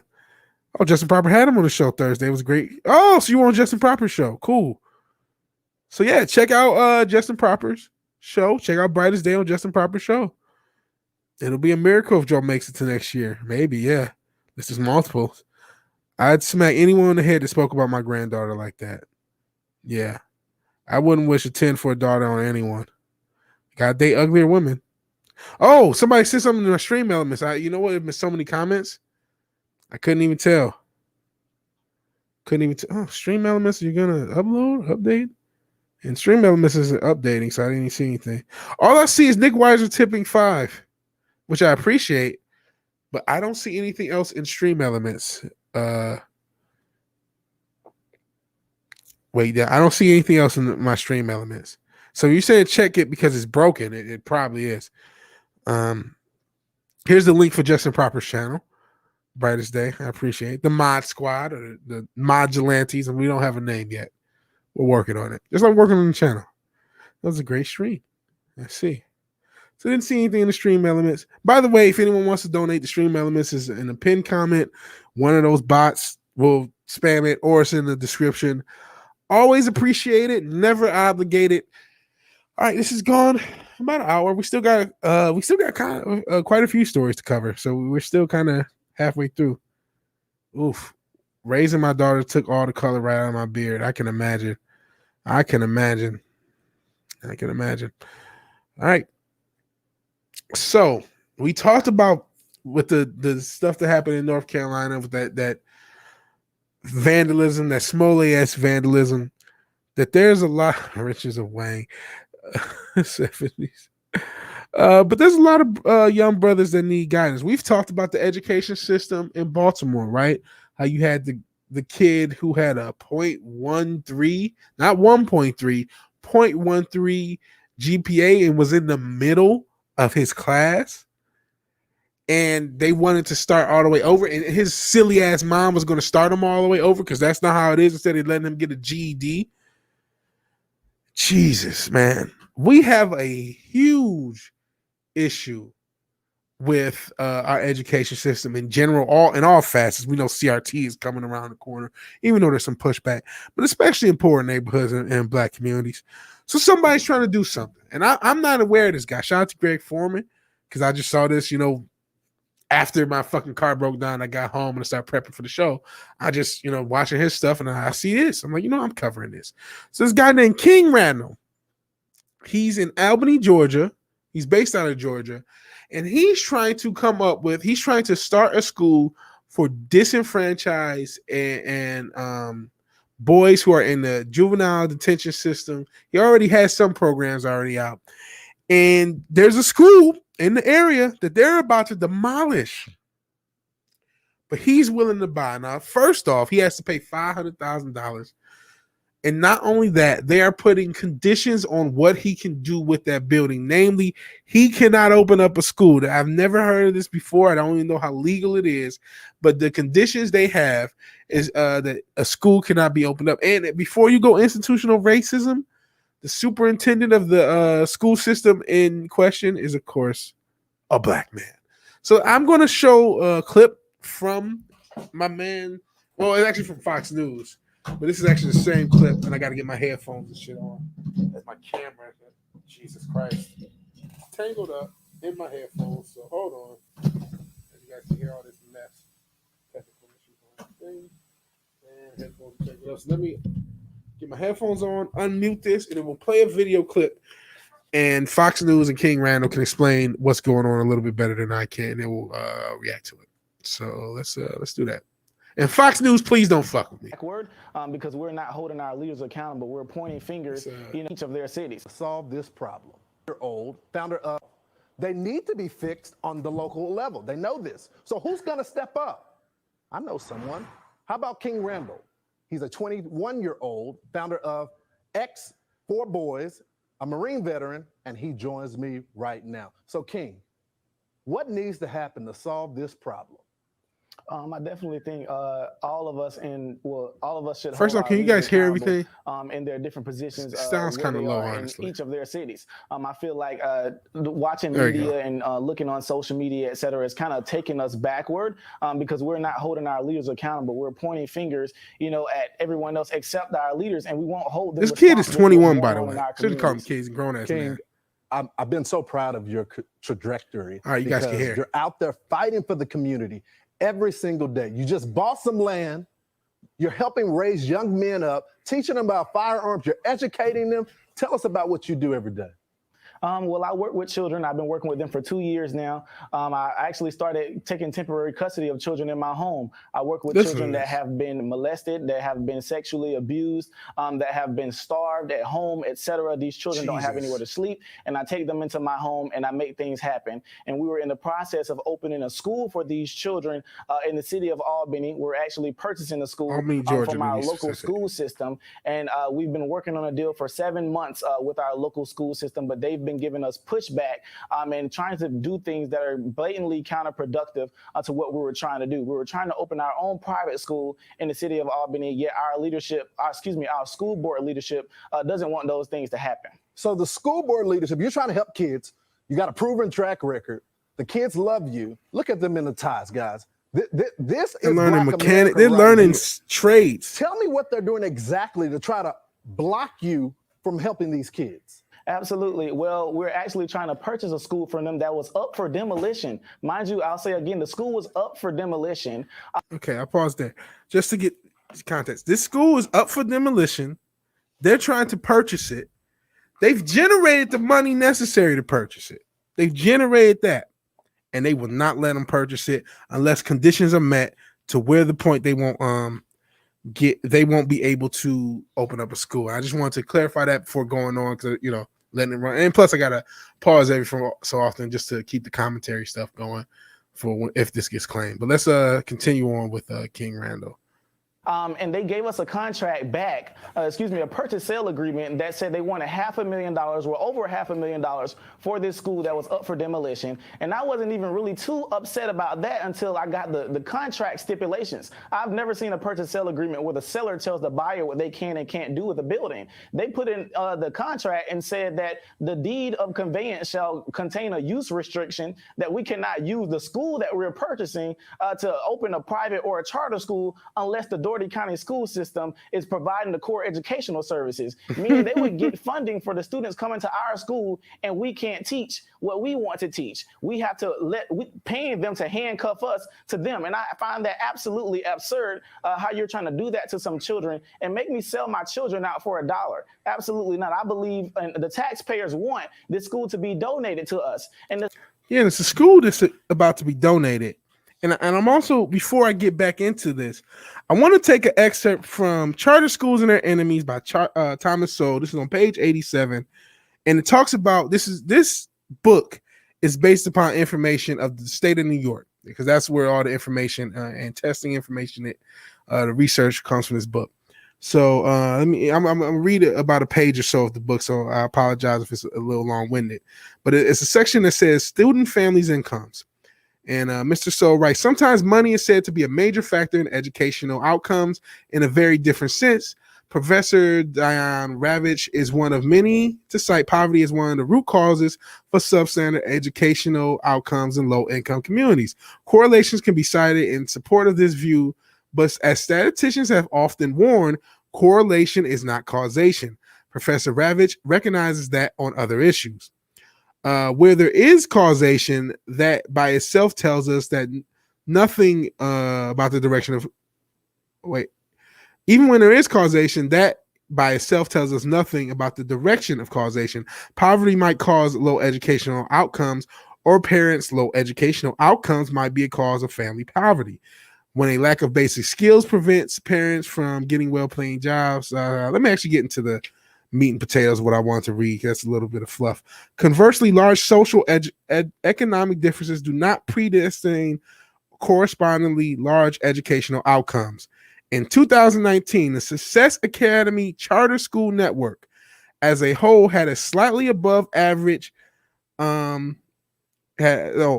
slightly higher percentage of its students reached a proficient level and above in both mathematics and English than any of the 3 New York State public school districts, with the highest percentage of students scoring the proficient level and above. So basically, this charter school network had higher proficiency in mathematics and English than anyone in the state of New York, including it says the average income of that charter school was average income of the family was $49,000, $49,800. The average income in the family of the top 3 scoring schools that could not beat this school were between $153,000 and $300,000. So basically, the long and short is, Thomas Sowell was able to prove that this charter school could outperform this charter school with $49,000 in New York for a family income is not much. So these are poor, lower income schools. These lower income students outperform rich, higher income students just because they were in a charter school as opposed to public schools. That was the whole point of me getting this book out and reading that thing. And then that's why it's relevant here. These public schools are aware they're failing. That's why we had the shit happen in Baltimore with that failing class, and you can have a 0.03 or 1.3 GPA and be in the middle of the class. These schools know they want to say, oh, kids are just poor. No. Your education system sucks. Basically, a poor charter school can outperform a rich public school. That's the long and short. That is evidence. This is not an opinion. This is not me making it up. This is not what I believe. This is the factual statements based upon Thomas Sowell's finding and the proficiency test of students. And that, why is it relevant to this? Because I'm sure the same thing will hold for King Randall School. They don't want the competition. This is really fucking evil in my book. This is really fucking evil. They'll tell you institutional racism. And then when a black man or black people are actually trying, you know what, we'll fix this shit ourselves. Oh no. You know what I mean? They can't have that. Let's see if there's any more to go on. The school superintendent told our community that the only way they could donate the school to us is if that we could prove that the school would be public benefit for the community. And clearly our school and our track record for the Expo Boys is proven. We're not an up and starting program. We've been running for 2 years. We have an 86% reading comprehension rate, 0% recidivism. Every child that's come to us from jail has never been back. And the school board knows, our superintendent knows that we have children in the juvenile system waiting on this school to be open. We have children that are in foster homes and group homes waiting for this school to be open. We have many parents waiting for this school to be open. And I've been stalling these parents for 7 months because they say that they are so busy that they cannot get this deal done. And I find it absolutely absurd that I have to keep telling these children to wait. And I decided today that I was going to cancel those negotiations with them because I had to get 3 phone calls after we had a meeting with our school superintendent that said allegedly that he said that we were a competition and he didn't want to donate. See, there it is school. right there. There it is. King, is that the reason why they're doing this? They don't want any competition. Meanwhile, the system is failing our kids. Okay, absolutely. There needs to be accountability there. We see it all across the country. When you put these kids, give them a choice. They perform in charter schools. You cannot sell us a bag of spoiled goods saying just because they're poor and because they live in a different neighborhood that they can't be educated. We know that's not true. Absolutely, and I find it, very disheartening. I've been praising them on different media outlets because I was assuming that they were trying to work with us, etc. But to hear, the blatant disregard for our students, thinking this is a game, a competition is a game to me. Our children are dying, and you're looking at them as competition. Man. We're not even trying to get children from their school system. We're trying to get children from the judicial system, children on the street, children that are not even enrolled in your schools. And we absolutely made it clear that we wanted to be a partner with the Dougherty County school system, yet they still give us a contract that they say was in good faith, and you knew in a proposal that we sent you that we were trying to open our own school, yet you tell us we can't open our own school from a building that we're purchasing for $500,000 that was up for demolition. Jesus Christ. Oh my God, this shit pisses me off. Nicholas Doyle makes me so mad. It's not fair. It makes me furious. I'll get to your comments because a lot of people comments. I saw a super chat. I saw the wait now was trying to super chat and it wasn't letting them. Appreciate it anyway, brother. It's the thought that counts, man. And Trinoculus P $10 towards my car repair. I appreciate it. I'm gonna need all the help I can get. Thank you, Trinoculus P. But this shit pisses me off. As I clumsily read through Soul's book, a charter school full of low-income students can outperform the richest students in a public school. That's not an opinion. That's a fact based upon the New York State. And you see this brother who's already has a program that's already, he said, and if those statistics he cited are true, and I have no reason not to believe him. He said 86% level proficiency. None of the kids that have been in this program have been back to juvie in 2 years. That's incredible. And Bryce Day has to go to a pub crawl. Sorry if I missed this and you're already gone. I appreciate you being here, Bryce Day. I had a lot to cover. And there was a lot to talk about in this thing, and there's still more. And you have this brother King Randall, who I was only vague. I may have heard the guy's name, but I didn't know. As Wait Down said, should let that guy governor, and salute to King. Now that I know what that means. Salute to King. Yeah, King Randall. He has a good heart. He's trying to do something to actually improve communities. The cat is out of the bag about charter schools and opposed to public schools. I know if you guys have been following the Kwame Brown thing, he cites, and I'm not sure how true, but again, I don't have no reason to believe him, that black kids are reading at a 4th grade level. On top of it, look at a lot of violence that's happening with kids. You guys heard about that? What was the guy in Atlanta? He was a defund the police politician. Got his bin stolen. People laughed at it. The perpetrators were kids. You guys remember a month ago, when they killed that Uber driver? Those 2 girls. They killed that Uber driver, and they were worried about their phone. And it wasn't even. They tried to cover up the story. They still did. I don't think the girls will really face any fucking penalty for that. They were kids. These are babies, kids that are being fucking failed by the system. And if you want to talk about institutional racism, there's very few institutions that have done much more of a disservice to black people than the education system, because the education system or the indoctrination system has been sending black people to the prison industrial complex, and it's been a funneling of the prison industrial complex for decades. And the education system has been a part of destroying the black community as much as anything else, because even though critical race theory is now becoming mainstream, there's been a lot of teachers teaching their kids, teaching black kids that they ain't shit for years. And when somebody says, you know what, fuck it, we will figure something out, this guy comes up with $500,000 for the public school that's going to be demolished.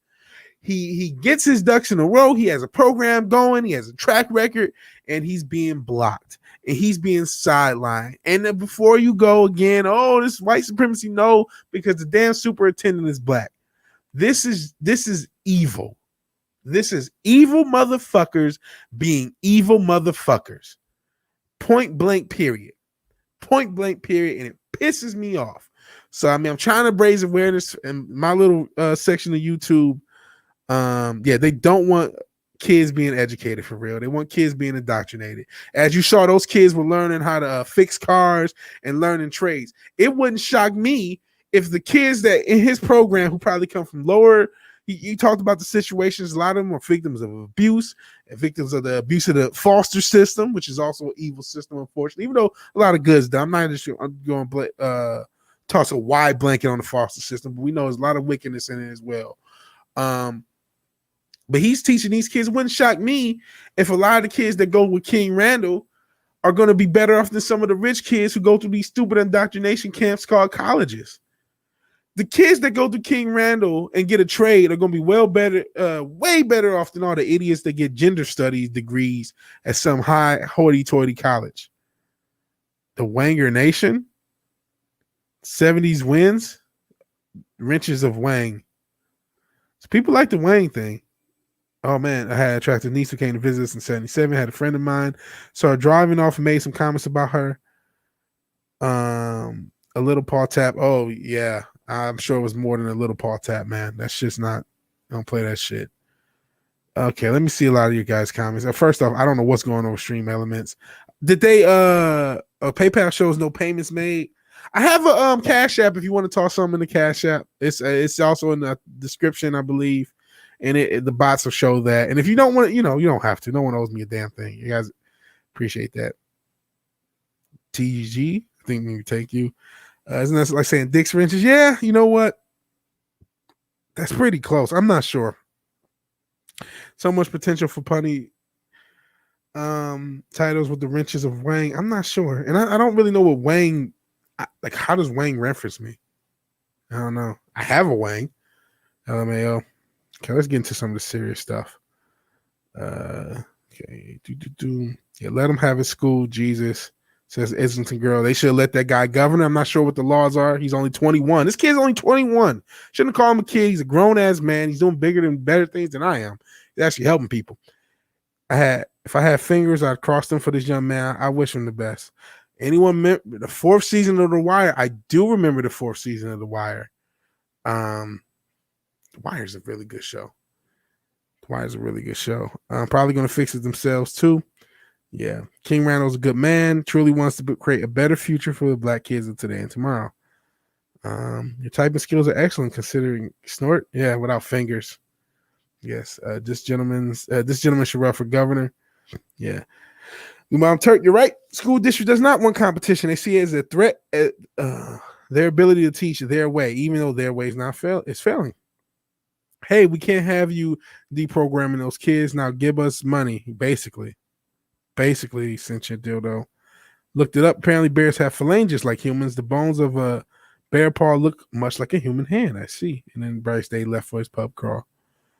It will also take up funding resources originally planned for the school district. Yeah, potentially. But I'm not sure exactly the process. I'm not gonna act like I'm an expert on how the school thing would work. But the fact that they're giving that school was going to be demolished. So they had no use for the building. And it will probably take a resource, but fuck them.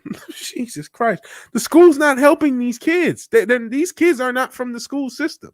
These kids are from the foster system. These kids are from the juvenile detention system.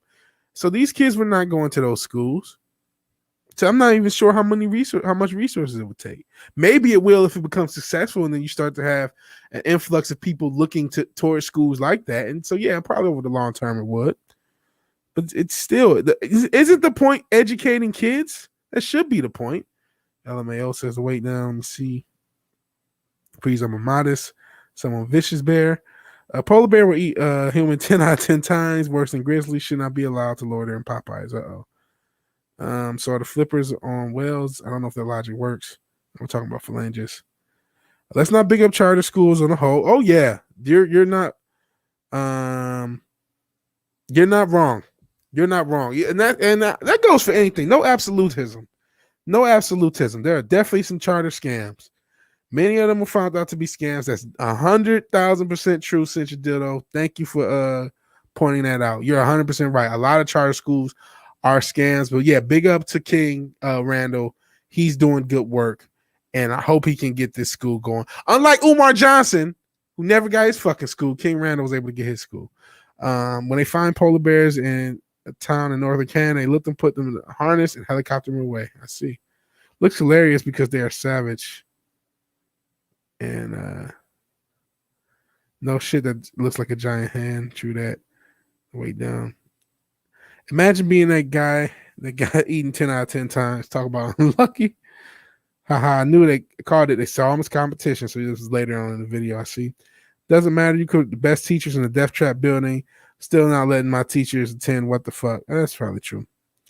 It makes me so mad. How is this fair? This is the wrong time to end it. Not about helping those kids, about who gets the tax dollars. Absolutely.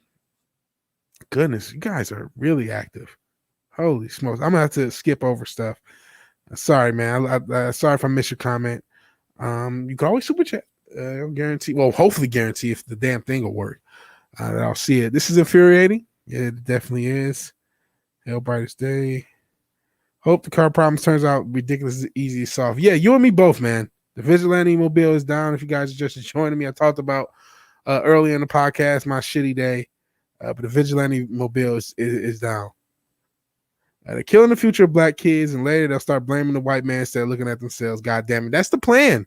That is the plan, because no one knows about these superintendents at a lot of these school systems that just grift.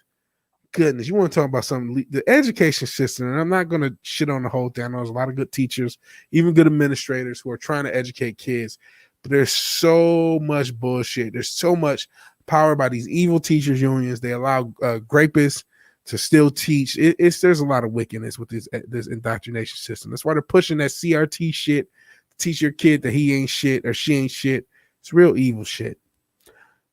I know some really good mechanics in my area. Hey, you're not that far away. Yeah, what part of North Carolina are you in? Wait down. If you need help, let me know. Might be able to make something happen. I might.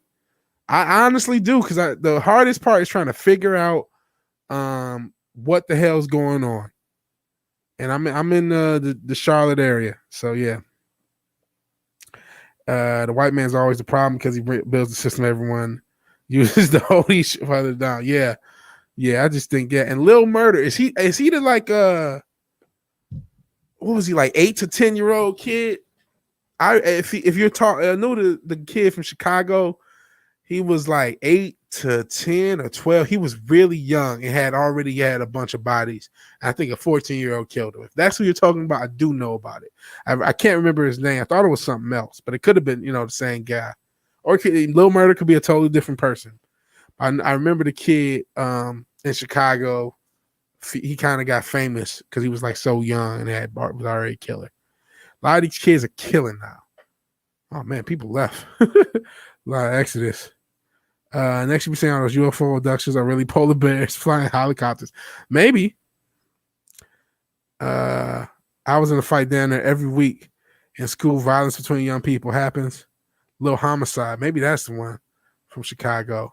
So these are different ones. Lil Yuppie, I think, is the guy I'm thinking of. I think these are different people.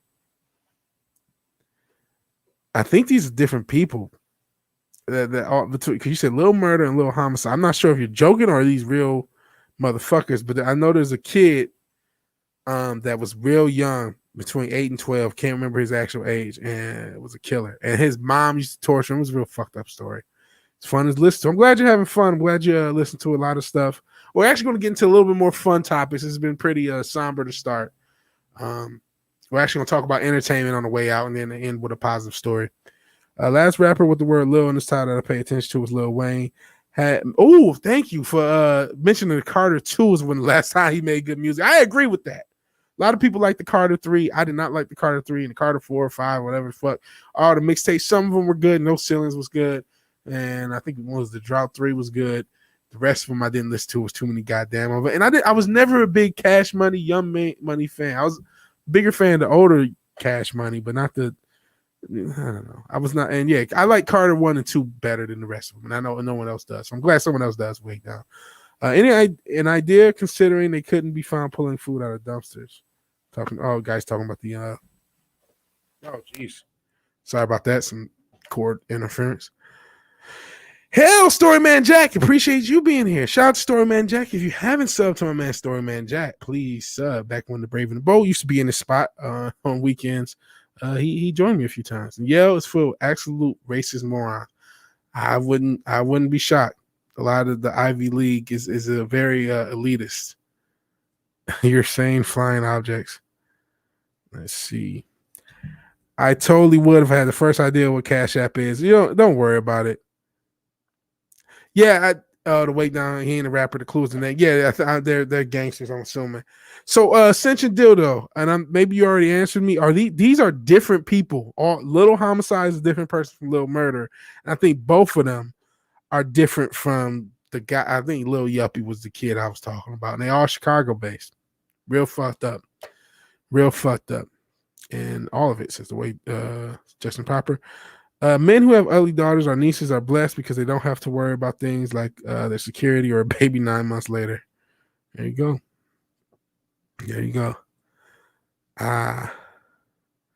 There's actually a rapper that calls himself Lil Poopy. That's why rap is stupid. God, it's stupid. And I'm making a rap album. I don't know why. Looking back, I wish I had that sort of school. Might have learned a useful trade. Yeah, I think a lot of people looking back wish they could have learned a trade in school. And I think that's one of the reasons you don't want people to be successful on their own. You can't have a narrative that, racist country if there's people who can pull themselves up there by the bootstraps. Oh, no. Pulling yourself up by the bootstraps is a tool of white supremacy. I remember Tie My Shoe. This is back in the Napster days. I remember Tie My Shoe. I can't remember where he was from. I don't know if he was from Taiwan. I think he was from Taiwan, which is a country, by the way. Tie My Shoe. I remember Tie My Shoe. He was kind of a comedy rapper, but he was cool, like early 2000s, late 90s. I remember that was one of those, like when Napster first came out, I remember Tie My Shoe. So yeah. Interest groups, unions, centralized bureaucracy, they all stand to benefit from these corrupt systems and obstruct change. It's funny that people think we even need more of this stuff because people don't know. People have never heard of Thomas Sowell's work. That's why I read a page of his book earlier that proved with information, with data, that there were poor kids in charter schools that outperformed richer kids in public schools. And that's that's what happened. And it wasn't because, you know why? What was the difference between because the charter schools he were using, that information, those schools use public schools as buildings. It's the teachers. It's the teachers giving a shit. A lot of these public teachers, they're in the union. They don't have to give a shit. And so they don't.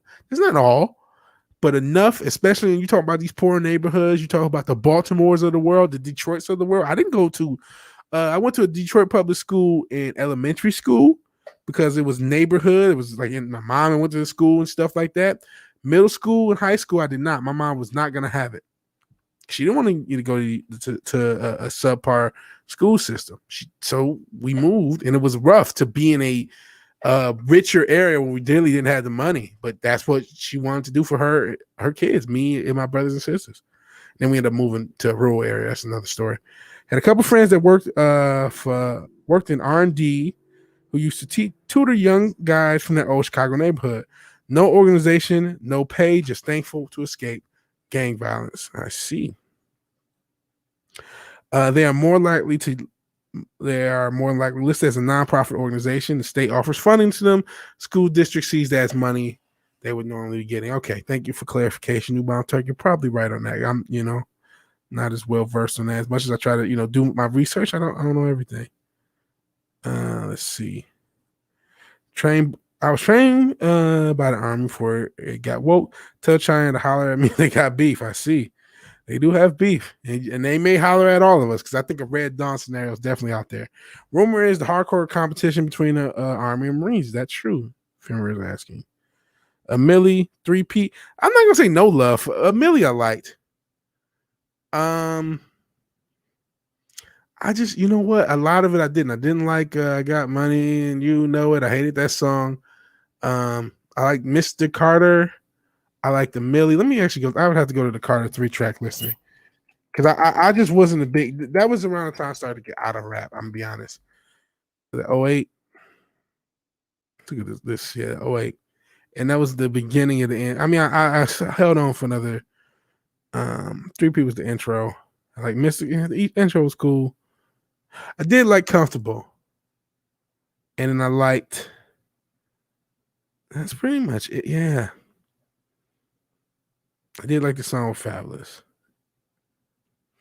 But yeah, a lot of this I didn't like. Yeah, not that much love. I'm looking at the track list and like remembering it. I like the song with Babyface. I like the Millie. I like the original version a little bit better. Like Mr. Carter. Did not like Phone Home. Did not like Tie My Hand. Did not like Mrs. Officer. Let the Beat Bill was okay. Shoot Me Down. I didn't really like. Yeah, I was not a fan of the Carter 3. They had some songs. Oh shit, Mystical. It's the man right here. Or Shake Your Ass. I'm not sure which era of Mystical you're talking about, but Mystical was the man back in the day. Nah, his name's Lil Homicide. We're talking about the same kid, Vig. I see. So thank God. Jesus, it's not more of them. It's a sad story, but not, his story is so common they call it Little Shooters. Little Homicides. Yeah. That dude rocks. Yeah, Mystical was the man. I think he's just got out of a jail situation. So he's back. Yeah, the inner branch rivalries are normal. Just don't go poking at either because they will back up each other when it counts. Storyman Jack has a great story about one of those rivalries that was on the Brave and the Bold. Not sure if he's still here. Cash Money, Young Money stopped being good when Soulja Slim got killed and Baby screwed Turk, Juvie, and BG out of, what was it, 10 million, took their gig paid, bought a bunch of cars. Yeah, I agree with that. Soulja Slim got killed, and then that was kind of the end of that era. It was the early 2004 or 5. And then they got rid of everybody. The only body left of the original Cash Money was Wayne. Wrote Little Murder by mistake. I see. I thought it was multiple people. Because that's salute to Taiwan. Trade schools are desperate for people, like anyone male, female, breathing. And people are desperate for trades. Man, you know something I was thinking of when we talk about this trade schools thing and just this worker shortage thing. I'm like, you know what? Even fucking dumbass Biden can't fuck. Well, he will fuck it up. But jobs are out there, man. If ever you wanted to pull yourself by your bootstraps, you can fucking do it right now. There are jobs out here.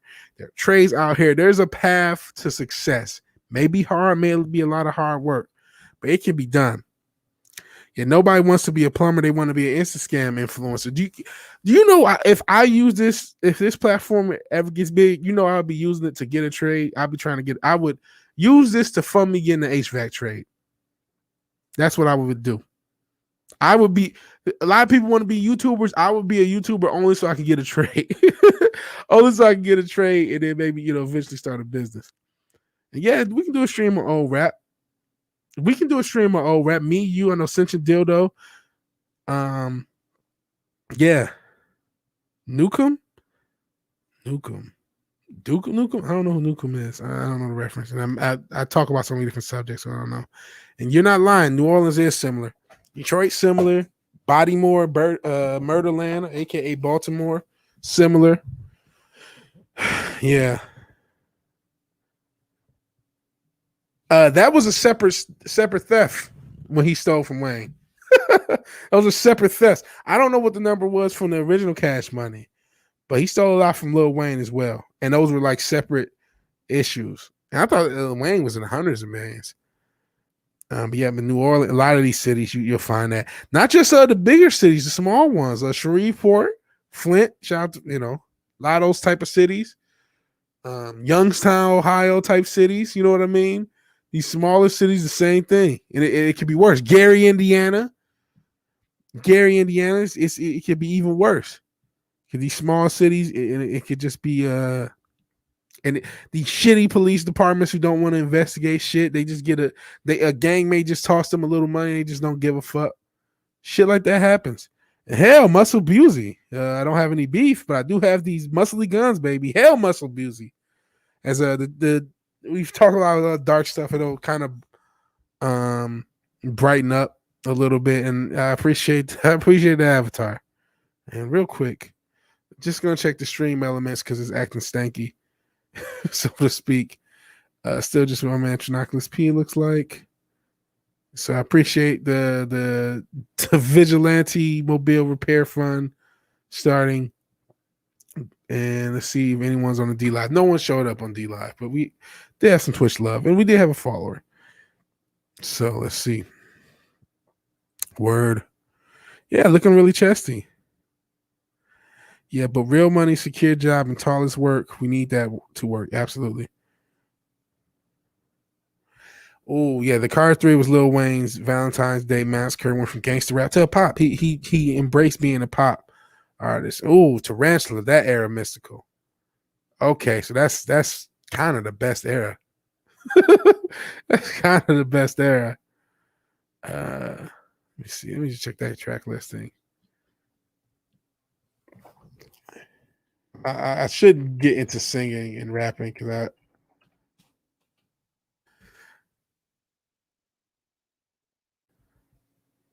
is that the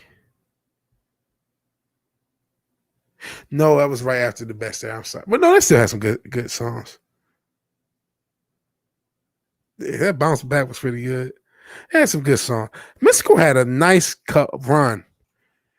I think Let's Get Ready was the one I'm thinking of. Let's Get Ready. But then what was the one in the 90s? Unpredictable. Is that the one I'm thinking of? Oh, Mind the Mystical. Oh, Mind the Mystical was dope. That was dope. Now I'm looking at Mystical's track list. Mystical had a nice run of albums. And yeah, there you go, talking common sense again. Hell, Fat Steven Seagal. Young Money, Cash Money used to be my COD clan tag. I see. I was not a Young Money, Cash Money fan. My brother was, though. That was I just was like, oh. That was the era I'm starting to say, maybe I'm too old for rap. And then by the time Young Thug came out, I stopped rapping for like until now. Stopped listening to rap. Still don't really know stuff, even though I'm getting back into it. I'm listening actually to a lot of Detroit rap. Shout out to Babyface Ray and Ice Word Vizo. Hey, Fatty. It's me. I'm going to trade school the second I can, says Fimmer. That's probably a good idea. Hello to you, whichever you are. Wiki Lives Matter, Sexy Beast. Let's see, flattery gets you nowhere. Unless you're what's her name? Kumala Horace. Well, it's a lot more than flattery. And yeah, the stream elements donation work for Trinoculus Pete, and I appreciate it. Got to get the Vigilante Mobile back on the road. Yeah, how's it going, Fast Steven? That's interesting. Even if you delete a comment, it still shows up at the back end of the street yard. Yeah, it does. Yeah, so sorry if you deleted something and it showed up. Yeah, Gary, Indiana is unfortunately messed up. Shout out to Freddie Gibbs. Shout out to Michael Jackson. But yeah. Hey, I don't fuck with it. And hey, you know what? I need older Croatian songs to sample. I need a lot of stuff to sample. I need as much stuff to sample as possible. Stank Yards. Let's see. Yeah. Well, it's really stank elements because it's being stank about working. But it did work for Trinoculus P, which is good. Problem is real money isn't on paper. Yes. I used to say gold, silver, and crypto, but crypto's been taking a fucking bath recently. Mystical reminds me of James Brown. I don't know about that. I get it in a way because he has a similar voice. Now that as soon as you said it, I'm like, yeah. At first I was like, no, but he does have a similar voice. Music is not quite the same, but it's a similar thing with his voice. Tonight at 3 a.m., Stream Elements is going to process all those backlog payments. I'm going to accidentally give Vigilante all my money. I will send it back, man. I'm not going to let you have 1 trillion payments, man. Drill lit. I'm too old for drill. I'm too damn old. too old. I'm not saying I can't fuck with it, but I just realized I'm just too old. It's not rap, but I listen to way more to Timbaland collabs than I'm proud of. Timbaland's a really good producer. He's an incredible producer. And Hail Fat Steven. So we caught up with comments, which I didn't know I would be able to do. So let's talk about the actual title track, so to speak, of this podcast. A new rumor, because we talked about all the politics stuff. We got a lot of kind of rough stuff. 2 hours. Actually, really have already done a podcast and still have a podcast to do, so to speak. Shout out to Little Caesars being in the ad. Cool beans. Always giving Little Caesars love because it's not the best piece of it. It's Detroit. But a new rumor is claiming a Joker sequel is in development. Todd Phillips previously said no sequels in development. Oh, Jesus, phone, leave me alone. So before getting into the story, I have a confession to make. Didn't like Joker. The main issue with Joker is the title in the universe. I would have liked Joker so much more if it wasn't in the Batman universe. And I get it. That was the draw. That's how they got the budget. I was actually just talking to Clobber times on Twitter. Shout out to Clobby. Because he had this little Joker thing and crossed out a bunch of Jokers. I'm like, thank you for crossing out Arthur Fleck. He's not the Joker. He just wasn't. I didn't like the Joker because it was in the Batman universe. Don't get me wrong. I think Joaquin's performance was excellent. I thought a lot of the cinematography, the music, the mood, I thought a lot of it that was technically well done. But when you put it in the DC universe and you put it in the Batman universe, even as an Elseworlds thing, you still have to adhere to standards to some extent. And as a DC thing, it pissed me off. It outright pissed me off. As much as I'm sick of Superman being diminished and Superman's parents being diminished, I don't want to see Thomas Wayne demonized. I don't want to see that. I'm so shocked that nobody saw the damn Orange Man batting of Thomas Wayne. And I don't want to hear, oh, well, it's just an Elseworld story. Because we see they use depictions in one realm to repeat them. And if you think that's the last of Thomas Wayne being a jackass and being an asshole, I got a bridge in Brooklyn for you. They're going to reuse that. And furthermore, it did the ambiguous thing, which a sequel will kind of ruin. Okay, what happened? Did this happen or didn't it? You know what I mean? That was the whole premise that I didn't really sit well with. And honestly, the controversy beforehand, I didn't even know. From my outsider near normie perspective, I thought it was just marketing. I thought, oh yeah, they're making it out like this is some bad thing for marketing purpose. I had no idea it was actually culture war related, that there was actually leftists who said this was a white supremacists or incel. It was incel murderers, school shooters, or mass shooting influencers. That's what Joker was supposed to do. But honestly, it was just, like I said, the performance was good. Technically well done things as far as direction and the way the music and the mood was set. But I had some story issues, and again, being in the DC world just really pissed me off. All that said, I don't think a sequel would be good. I really think this only works as a one-off. And Joker. So since your diddle says Joker is really good, but it wasn't a masterpiece everyone said it was, just show how hungry people were for good something. Yeah. And take the name of Joker off of it is really good depiction of how mental illness is viewed from the government perspective. That's why I think if it was not called The Joker, I could love that movie. But it being called The Joker, him not being the Joker, Joker is an intelligent super criminal. This guy was a putz with mental issues. And it just, what was his mental illness, by the way? What was he, schizophrenic? Was he depressed? He did have the laughing thing, but what was a specific mental illness? It was just, he was vaguely mentally ill. It just bothered me. And because he's mentally ill, he's allowed to kill people. And there's so much. I have a lot of issues with it. Isn't the girl really like Joker? Totally cool with what it was, but I get what people are saying about a sequel being dumb. I don't hate it. Joaquin's performance was so good. Yeah, his performance is good. There's no taking away from that. But wondering if it's a lengthy word, can we use wrenchy? Wrenchy? Sounds like a discriminatory term towards wrenches. LOL 70s. Let's see what you guys are saying. Fimmer. No, where's Fimmer? They made Thomas Wayne look like an asshole, but even if Thomas Wayne had a bastard, he wouldn't have run away. He's not a douche. Thomas was a good man. That's why Bruce is good. Absolutely. He'll say no to the Court of Owls. That should be enough. Yeah. That's what I really liked about it, how they handled it. Yeah, they did handle how fucked up the government was at handling someone's mental illness. I agree with that. For what I understand, the movie works because you never truly know if it's a reality or delusion. To make a second one, you have to pick one perspective and canonize it, thus destroying what was made. Absolutely. I didn't like that, though. To me, it didn't work for that, but I think it worked for a lot of people because you don't know what's reality. To me, it just was like, oh, everything's vague and you make it up yourself, man. It's so special and vague. Vague, man. You is your perspective. You know, I didn't like that. Tell me the damn story. Tell me the story, motherfucker. But yeah, a lot of people did like that, and it would destroy what is special. Rinchy Wrench, yeah. The court is literally a cult of people with more money than God and power than the government, and the members abuse their poor people of Gotham. That's why he said no. And the Court of Owls may or may not be real. But all right, into this Joker story. Sequel in development, which I don't want to see a sequel. Like I said, I wasn't even as big of a fan as the first one as everyone else. New rumor claims Joker sequels in development with Todd Phillips and on board to co-write.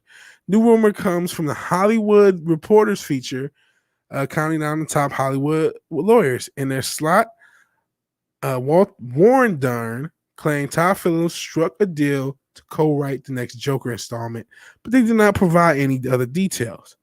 The rumor follows up another one from the Hollywood Reporter where Tatiana Siegel and Boris Kick include a small line in an article about Warner Brothers' upcoming Superman film from producer J.J. Abrams. They wrote, so far, every movie and TV show with the exception of Matt Reeves' Batman starring Robert Pattinson, set for release in March, I'm assuming March next year, and HBO spinoff Gotham PD and Joker in its planned sequel will take place in the same universe. So basically, he was saying everything with the exception of these franchises will take place in their own universe, separate from those. But it included Joker in the sequels. That's just that kind of throwaway line. The Hollywood Reporter previously reported Joker sequel was in development in 2019, only to be rebuked by director Todd Phillips. Back in November 2019, the Hollywood Reporter ran a story by Tatiana Siegel again. She had a headline proclaiming that the Joker sequel is in works as Todd Phillips eyes more DC origin movies. In the body of the article, Siegel claimed Warner has a sequel option in place for Joker star Joaquin Phoenix. She also detailed that Phillips had a meeting with Warner Brothers chairman Toby Emmerich, and he pitched a package of origin films based on DC comic characters. Now, we know there's so much upheaval with DC and Warner Media's new semi-merger with Discovery. So who knows what's going to happen? But it wouldn't shock me. The movie did make $1 billion. The natural Hollywood inclination is not to care about the story elements that we were talking about. It's just, $1 billion movie, make another one. He stated, I can honestly say there was no meeting that ever happened on October 7th when I marched in. First of all, you know me and my career is not my style. I made a huge comedy at Warner Brothers, The Hangover. I didn't suddenly become a comedy factory producer like, let's just churn out movies. Bradley and I talking about Bradley Cooper, have a production company at Warner's. I've been at Warner for 15, 16 years. We have 2 things in development at all times, not 40 like some people. I'm not the kind of guy that marches in saying I want 40 titles. I just don't have the energy. But that doesn't mean he didn't. I mean, he just kind of was going vague. And I mean, it was refuting, but I can see how that's not really refuting at the same time. He went on to provide more information. When I pitched him Joker, it wasn't a movie. It was, let's do a whole label, but they shut that down quickly. Who am I to walk in and start a label at a film studio? They said, no, let's do this one. As for a sequel, he told IndieWire, well, movie doesn't make $1 billion and they don't talk about sequel. Joaquin and I publicly said we've been talking about a sequel since a week or two of shooting because it's a fun thing to talk about. Specifically claimed the Hollywood Reporter article from Siegel in November 2019 was untrue. Phillips said, but the article referring to other things that were just frankly untrue. I don't know where to get started. Some assistant trying to gain street cred with a writer. Sure, it was just some assistant, Mr. Phillips. Here's the truth. Here's the real truth about a sequel. Well, I have talked about it while touring the world with Warner Brothers executives, going to Toronto, Venice, and other places. Of course, we're sitting at dinner and we're saying, so have you thought about ? But talking about contracts, there's not a contract for us to even write a sequel. We never. Oh, this is just a lot of fluff talk. This is a lot of fluff talk by Phillips. He's refuting it, but I don't believe his refuting. Reading through this shit. I think they want a sequel, and they've always been talking about a sequel since Jump. That's what I totally think. There's nobody like him if he was willing to do it, and people show up to this movie. Warner came to us and said, you know what, we can think of something. I have a feeling that he and I can think of something pretty cool. Let me see. Okay, he's talking about this is just reporting. I'm just trying to see if there's anything more relevant in this article. Joker was one of the most profitable movies of all time because of this budget and what it made. It made $1 billion plus internationally and did not screen in China, which is huge because we know a lot of money internationally comes from China. So it didn't happen.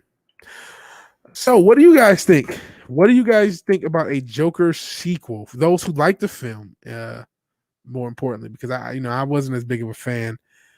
So Newbound Turk says he had multiple disorders. Part of it was caused by his upbringing. Actual disorder was not the focus. It's how we deal with people with issues that matter. Fair enough. I guess as somebody who's had a lot of mental issues, I felt little, not to go to SJW. I was like, oh, he's just vaguely mentally ill. You know what I mean? That's how I personally felt. I felt like they were just like, oh, he's just mentally ill, and they just tossed all mental illness together to make one up. So I guess that maybe that's just me being triggered personally. But you're right. The issue was, the crux of the film is how do we deal with people with issues? And honestly, that's why I kind of, in the Culture Crime Fighters, we were talking about the homeless issue. And I kind of tried to be a little bit more sympathetic to a lot of homeless people. I hate what the fuck the government's doing with them. It's funny that the central problem of all we talk about is how the government deals with these things, right? Which they always do it in an exploitative way. But I hate the dehumanization of the homeless people. It sucks that we have such a homeless problem in this country. It sucks that we have people shitting in the streets in major cities. But these are human beings, and they did get there. You know what I mean? These are people's sons mostly, because homeless is almost disproportionate male thing, but it's women too. And we don't have a healthy way of handling them. We don't have a healthy way of dealing with a lot of the mentally ill, and it is sad. So that's if there's a focus, I get. But I guess personally, I just thought it was a bit of exploitive because of its inspecific nature of the mental illness. But that's just my own personal thoughts. Isn't the girl says, I like the vague. It was kind of a better example of an unreliable narrator sort of thing.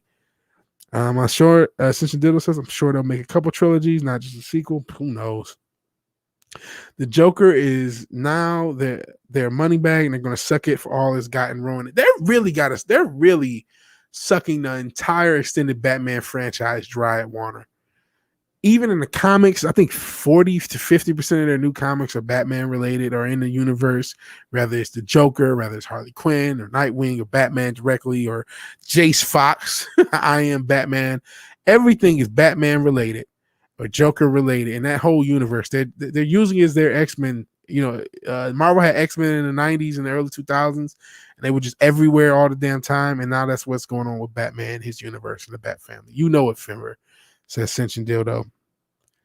And yeah, can anyone say that definitively that the events of the movie happened? That really pissed me off. I know a lot of people like that though. They like this, and so it's a difference in taste. But when I got to the end of the movie, and I'm like, I bet you none of that shit even happened. I was so pissed. I was like, oh, none of it even fucking happened. It's all fucking work. Why the fuck was I watching? And honestly, it doesn't need a sequel, so I don't know how they're going to move it forward. Yeah, it probably shouldn't have a sequel. There are some stories that work well with a narrator is unreliable. I like some stories with an unreliable narrator. Joker 2, the Arkham Redemption. I wish I could tell you that Joker was able to fight off the sisters. Yeah, normally that's the type of conceit in the film. It's handled poorly. I really empathized with Joker, and that's what put me in. And that's nothing. I felt like it sucked that his upbringing sucked, but I felt the way he handled things was just like he was an idiot at times. Like he did things that just were stupid. That's another thing. Joker is not a stupid character. He's a very intelligent character. And as mentally ill Arthur Fleck was, why did he just have a gun, unsecured, no holster, in a fucking children's hospital?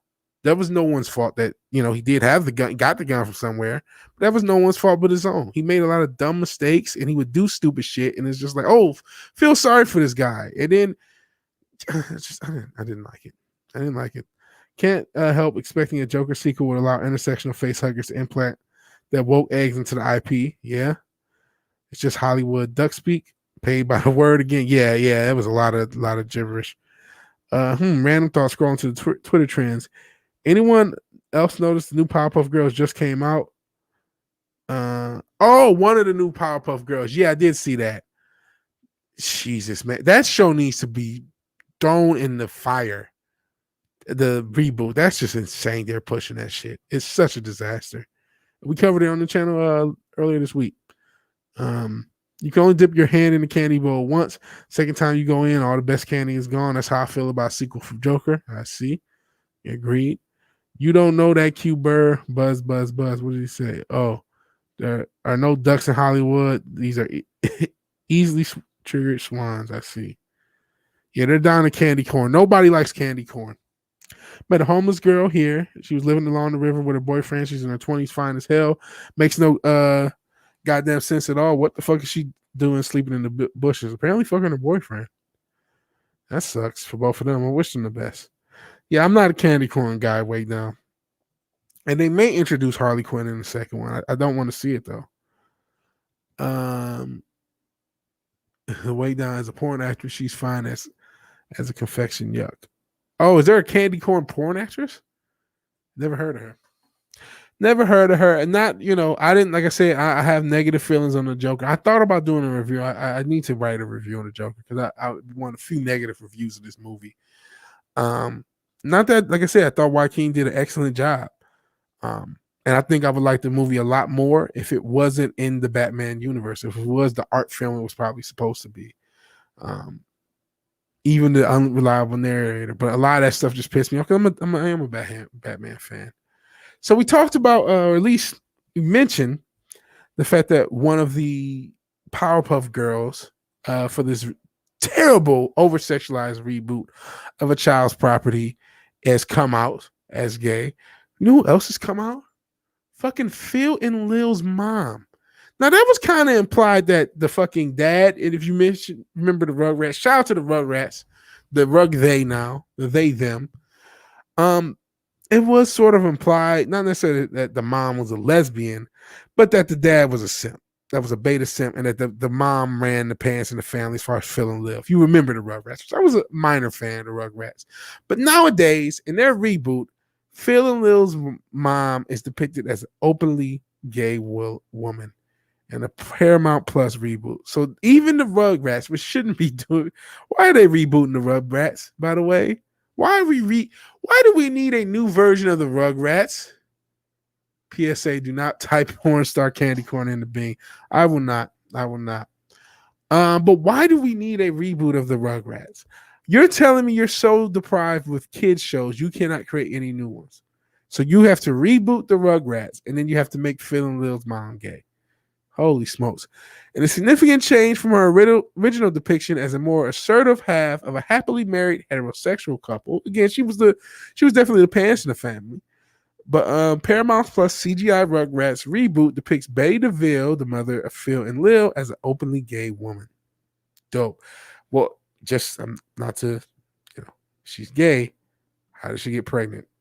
I know there's in vitro, but I mean, a lot of people are just gay for now. That's neither here nor there. As far as, a lot of women who have kids and they're like, oh, I can't get a man to raise them. I'll trick a woman into it.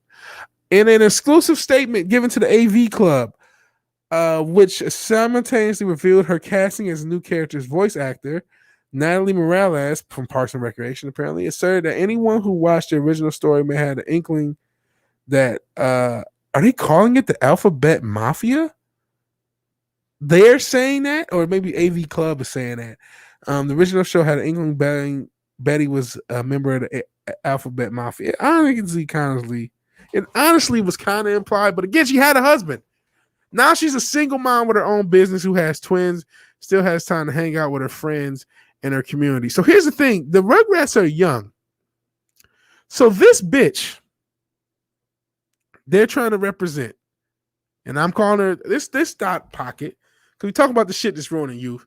This dot pocket has 2-year-old twins, no older than 2-year-old twins, has somehow got skeeted in by a guy who's not around and is already dating chicks. Bro, we call that a mess where I'm from. I don't know. I'm not trying to be discriminatory towards anybody in the LGBT community. It's not about her being LGBTQ. It's about this bitch is a single mom of 2-year-old twins. Yes, younger than 2-year-old. Aren't they younger than 2 years old? And is already jumping around genders and all this other shit. We call that a mess where I'm from. But it's happily and healthy, right? This is fucking crazy. She's a single mom with twins and still has time to hang out with her friends in her community. I think it's so great because examples of living your life happily and healthily out as a queer person is such a beacon for young queer people who may not have examples of that. Nobody needs representation. Oh, Jesus. What the fuck? Thank you, Ad. Let me mute this shit so I can do drops. Further explain, and yeah, Betty's a fictional cartoon, but even cartoons are hugely influential. For me as a kid, if I've been watching Rugrats and seen Betty casually talking about her ex-girlfriend, at least a part of me would have felt like things are okay. No. Rugrats. So wait, this person is saying, and I'm assuming she herself is quote-unquote lesbian. She probably isn't, but she works in Hollywood, so she has to be. So you're saying you needed Rugrats to have a lesbian character for you to feel good about yourself. What does that say about you and how you feel about yourself? There are plenty of LGBTQ plus and whatever, there's a lot of letters they're adding. APM just says I'm just a gay bloke, don't do all that stuff. There are plenty of non-heterosexual people who live healthy, happy lives and don't need things that were once heterosexual to be made gay just for them to feel better about themselves. You do know that, right? You are aware of that, right? Sheesh. AV Club concluded their announcement by noting 3 things about this updated version of Betty. She loves football, which she's one of a few people because sports are falling. Owns a cafe called Betty's Beans, and she cracks jokes about her ex-girlfriends. How did she get pregnant? What? How did she get pregnant? These kids are not that old. And she's talking about ex-girlfriends. She sounds like a thought mess, to be honest. In the original Rugrats cartoon, she was depicted as strong-headed, extroverted, vocally feminist woman. However, she was shown to truly love her husband, Howard, a timid and reserved man, about every bit her polar opposite. Yeah, she did like wrestling. Shout out to the ankle lock this guy has on. Shout out to Kurt Angle and Ken Shamrock. Given the latter aspect of her character, it seems like Paramount's decision to change Betty's sexuality may be based heavily, if not exclusively, on a dismissive stereotype that any woman that has a hint of masculinity must be a lesbian. That's a very good point. She couldn't just be a masculine-esque. There are women that like football and wrestling that exists. There's tons of them, right? She couldn't just be, the more sport. There are couples where the girl likes sports and the guy doesn't. That does exist. That couldn't just be the case where you had a more assertive woman and a more timid guy, which is honestly a very common thing. Nope, she has to be a lesbian, and only God knows how the hell she got pregnant. But her sexuality is not the only aspect of the character identity to be changed for the reboot. In the name of diversity, she's no longer a white woman, but she's a Latina. Didn't I say something about the race swap and also coming with the sexuality swap? I talked about it with the black man, with Jimmy Olsen. They got to do both. Because they want to disparage a lot of groups as well. And I'm not trying to disparage LGBTQ, but they're just trying to, they don't want anybody, they don't want any white people, as far as depictions on media. They're trying to get rid of white people in general, right? Unfortunately, especially gingers. But they really, really, really want black and brown people to be depicted as homosexual. They are very much in favor of that.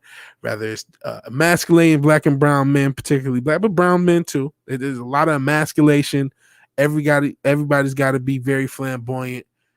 They don't even allow just regular, like non-flamboyant gay men, let alone just, you know what I mean? Everybody's got to be flamboyant. Everybody has to, and every woman has to be very masculine.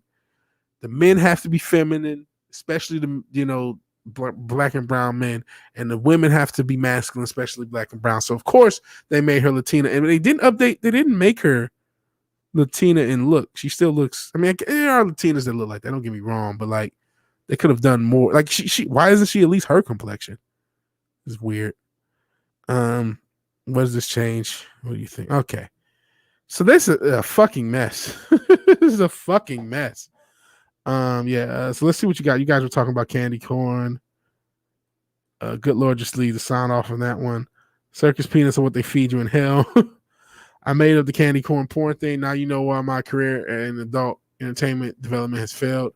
Yeah, stunning and brave. Why are peanuts fake banana flavor? Says Trinoculus P. Woke LOL. Yeah, we don't need a reboot of kids crawling around in diapers. Thanks. Yeah, this reboot is so unnecessary, let alone all the shit they're doing with it. Not really unfairly gone. You could have gone far. Yeah, the furry community is huge, Snorter Poopus. So I think a real polar bear has a future in porn as it gets weirder and crazier. Yeah, I really don't care because I'm not thinking about watching this crap. It's kind of sad. We live in an era where tomboys can't be anything beyond lesbian and trans. I mean, I've dated two of them and they're mostly straight, but yeah, I'm not watching this. And there's like the mostly. At least she has a reason to be as pushy as she is. The real thing, I don't think any of us were going to watch a Rugrats reboot, even if they did it properly, right? Because we're all old, unless you have kids. Unless, some of us may have younger kids and brain toss them in front of it. None of us were going to watch a reboot of Rugrats. But in turn with the gay BCs and a lot of this stuff where they're using the LGBTQ community, in my opinion, to groom kids and to brainwash kids. Kids should not be exposed to sexuality at all at a super young age. And that Burger King tweet. Yeah, fucking Bounty. I keep seeing that tweet. They show that little ad all the damn time, and it is very much cringe. And I believe that. And I'm not sure which statement you believe, brother. We're talking about a lot of bullshit. Probably going to make her own husband a donor or one night mistake thing, I guess, probably. Hold on. Yep, you hit the nail on the head with donor. That's probably what they are. Turkey baster babies. Maybe.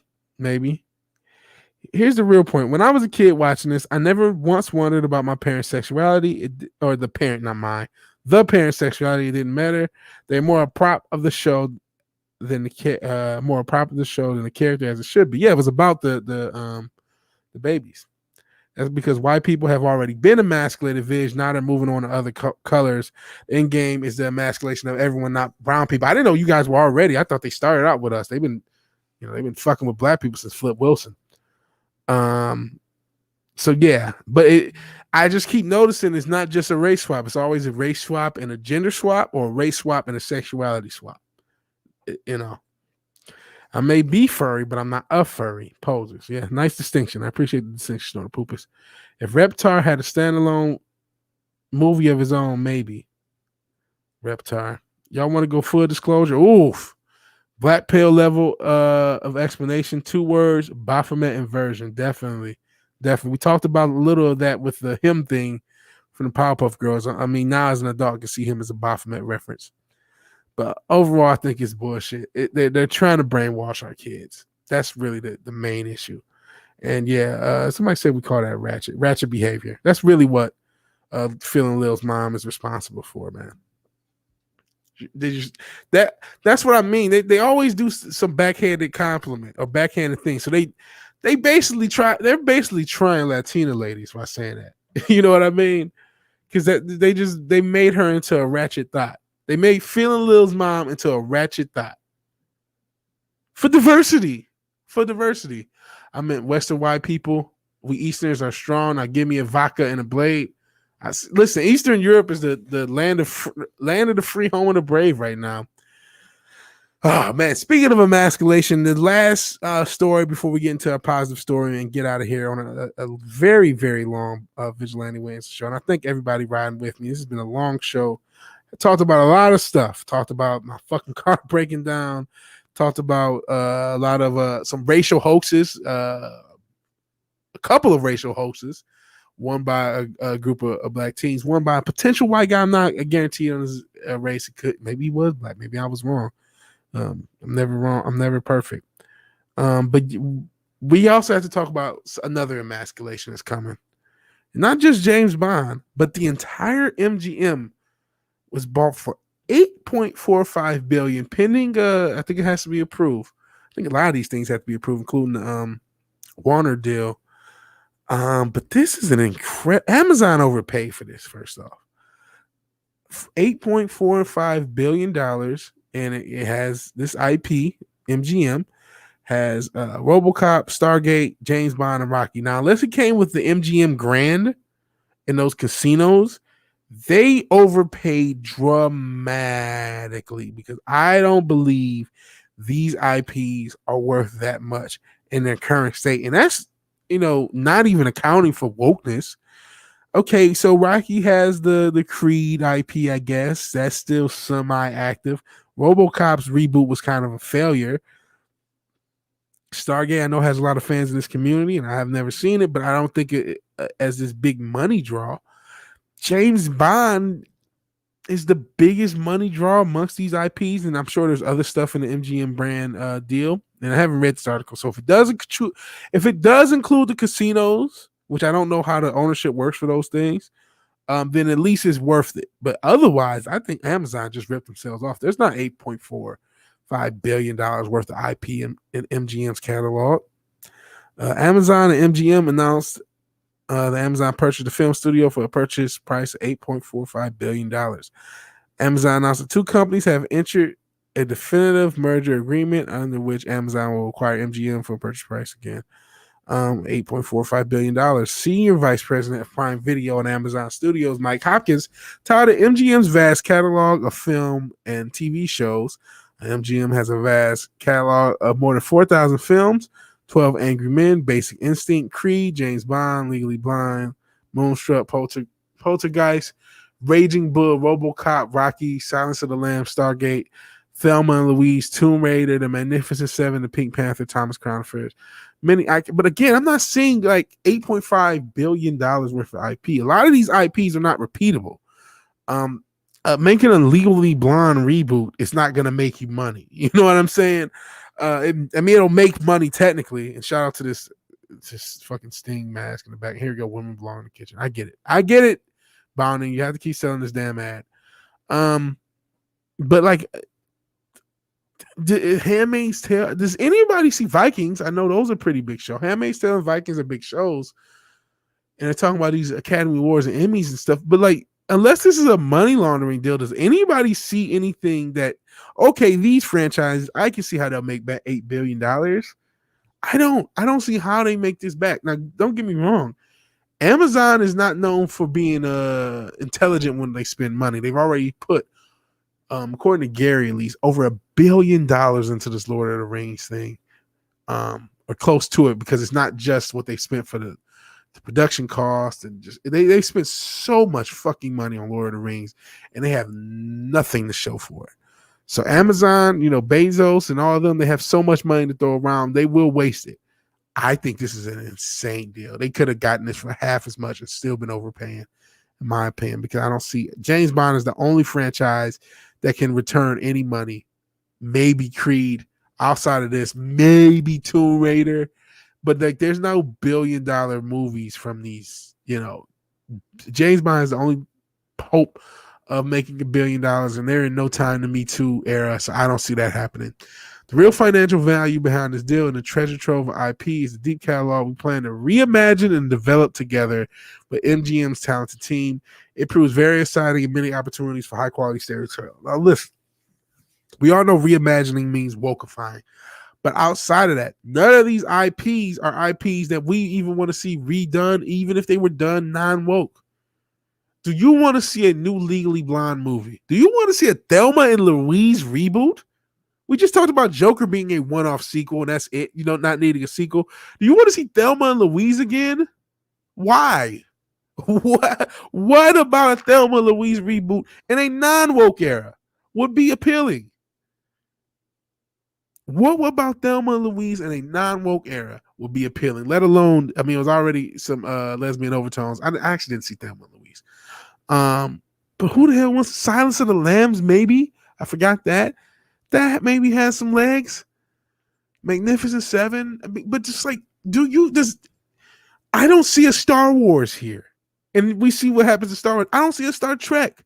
I don't see a Batman. I don't see a Marvel. I don't see anything on that level that can generate the $8.4 billion back. I see somebody, they'll get a lot of money. They'll get a lot of old stuff for their catalogs and for their coffers for Amazon Prime. But otherwise, this deal is just like mind-boggling to me. It's been kind of underreported. I think everyone's talked about it a little, but no one really cares about MGM. And I think even though Amazon technically is the biggest streaming service because more people have Prime than anything, most people have Prime because of the shipping. It just seems crazy. Kevin Ulrich, chairman of the board of directors of MGM, was probably like, crying right now because he just hit the biggest lick on earth. Issued a statement. He said, "It's been an honor to be a part of the incredible transformation of Metro Goldwyn Mayer. To get here took immensely talented people with a true belief in one vision. On behalf of the board, I would like to thank the MGM team who helped us arrive at this historic day. Very proud of that MGM Lion that have evoked the golden age of Hollywood. Continue the story history. The idea born of creation of United Artists lives on. The founders originally attended, driven by the okay, just Hollywood speak. We get it. The Handmaid's Tale, I guess, is light. Amazon stock price went up. I don't know how. By that, I just think this is such a nothing burger to me. Some people, this is such a big deal, monopoly. MGM doesn't have any properties to matter. Rocky is a beloved property, but that's kind of dead. Does anybody want to see Creed 3? I liked seeing Rocky 4 too, and Creed 2. Creed was okay as another Rocky, but not quite as good. But there's nothing. There's nothing to see here, man. This is a nothing to see here situation. And this tail end from the topic we talked about last. They always try to pussify people, and the worst part, they try to wrongly depict gay people. Not all gay people are stereotypes. Yeah, like I was saying, everyone's flamboyant. I know I'm not as cool with him, but because of the damn coof, because I was a part of a meetup, and the dude, he was gay, he was cool. He was not a stereotypical flamboyant dude. He was kind of more of a beer drinking, more masculine type dude. And he had his boyfriend or whatever, and they were cool. And they were not like this fabulous type. They were more like meat and potatoes type guys. The boyfriend was a little bit more feminine, but I guess you could say he was whatever. But it was still, they still were not neither one of them were flamboyant. They were both really cool, honestly. MTV's Go to War, come on, be more obvious. Absolutely. Goats are jerks. Yeah. Hell, Ryan McCoon. Sorry if you've been here and you already left. Because I've been going on for a while with this MGM thing. But I appreciate you being here, Ryan. I think you're a new sub. I appreciate all the new subs. Don't trust anything with horizontal pupils. That's probably safe, Wookie. The Wakedown says this confirms 100% next 007 film will be trash, which we knew. We already knew. We already knew that was a dumpster fire. But yeah, there's guarantee. It's not about the money or IPs. It's about consolidation or killing any competition. But again, these IPs are so worthless. This doesn't do that. This doesn't do that. This doesn't accomplish that. All this does, because Hollywood is so stuck on IP. And I think a lot of us in the community can be so stuck on IP. We assume that the only thing that people will like for the next 10 to 15 years are things that already existed beforehand, as if no new IP will ever be made in that time and no new IP will be developed. The buying old IP is going to look like stupid. It's going to look really stupid. It's going to look like buying the top on Bitcoin which I did. Please bounce back, please. But seriously, it's going to look, buying all this OP is going to look like buying into pets.com in 1999. Before the 2000 crash, because all these old IP are being tainted by other IP being reimagined and rebooted into shit. Let alone the woke angle, but just into shit. I think people are craving new IP.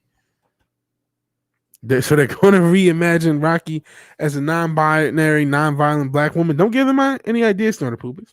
Hail Anthroparion, one of the OGs of the channel. Come on, Vig. It is stream fields. Look at Disney Plus. They're living our old IP to make their streaming service. Without that catalog, they would be totally shite. True, but that's true. That's true. But I don't know, man. $8.5 billion is a lot of money. And that's the only value I can see is just filling your stream. Just, it's more stuff to watch on Amazon Plus, but it doesn't seem worth $8 billion.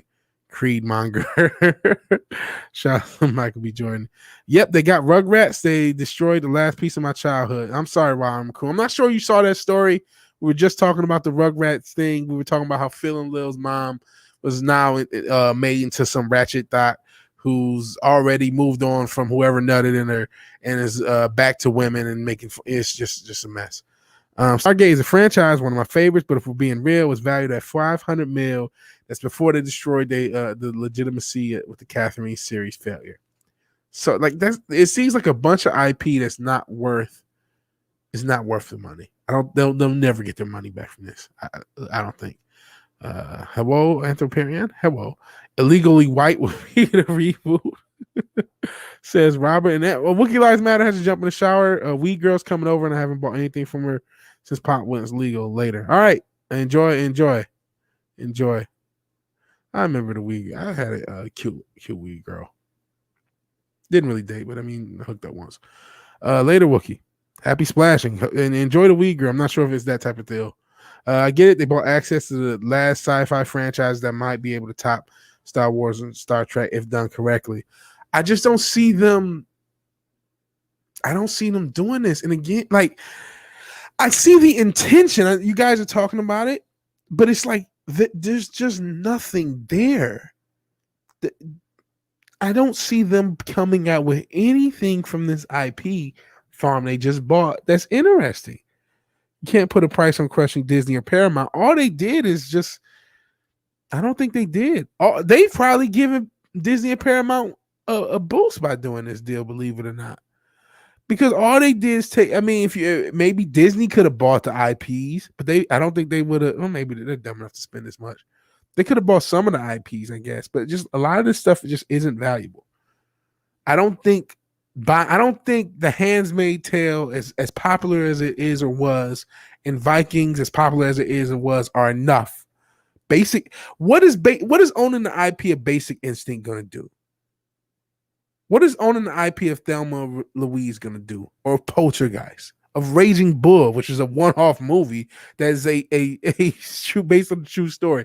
How does owning Raging Bull impact negatively Disney or Paramount? Because most of these IP are a one-off IP like that. The only reusable one is James Bond and Rocky that I can see, maybe in Tomb Raider, but like a RoboCop, I guess you could. But that reboot failed a decade ago almost. Yeah, nobody wants to see any of these goddamn movies at all. They've spent $8.4 billion on, if you're old enough to remember, the syndicated movie of the week.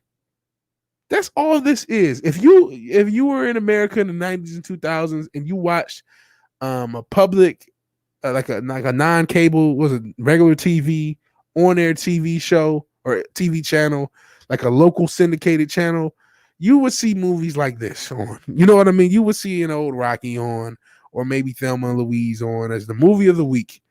In 2002, here's the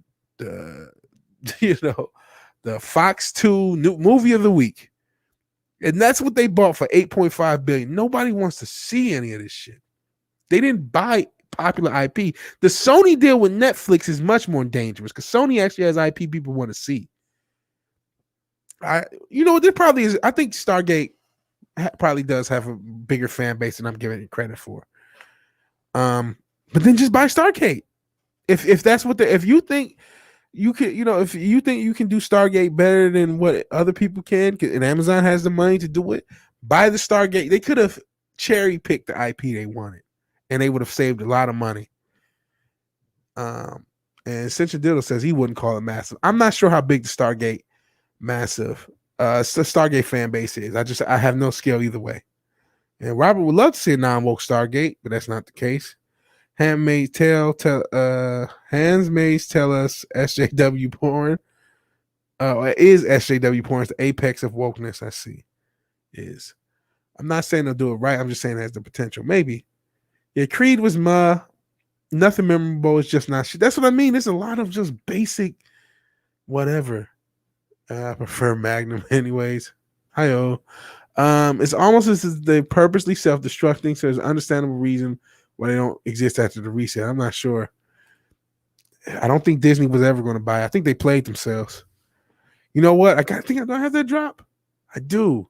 You know what I think Amazon? Congratulations. You played yourself. Disney wasn't going to buy this shit. They just bought, if you guys ever remember Storage Wars, and sometimes people will overbid for a locker and ain't shit in that locker. That's what, to me, Amazon did. They just paid way too much. They let Barry upbid them, and now they're the ones left holding the bag of this storage locker filled with shit. Maybe Disney could. I do think Disney could have bought James Bond. I do think Disney may have, said, yeah, let's go buy James Bond. Let's buy Rocky. Maybe Stargate, if the fan base is what it is. Maybe Disney could have bought RoboCop. Some of the franchises that have some potential, but they spent $8 billion and they should have cherry picked. MGM just doesn't have enough IP. We got to make new IPs. Let the old things burn, as they said. I mean, come on, Vigilante. We all got better ideas than these crazy. Yeah. Yeah, we do. You do. You're a good writer, man. Check out Fimmer's channel if you haven't already. In order to reimagine, one must first have an imagination. Agreed. I don't know why they went shopping. They got the cash and it catches up to them. Some content fills up, stops the other guys from taking content. But I really think the casinos, MGM does have the casinos. I didn't see the casinos listed.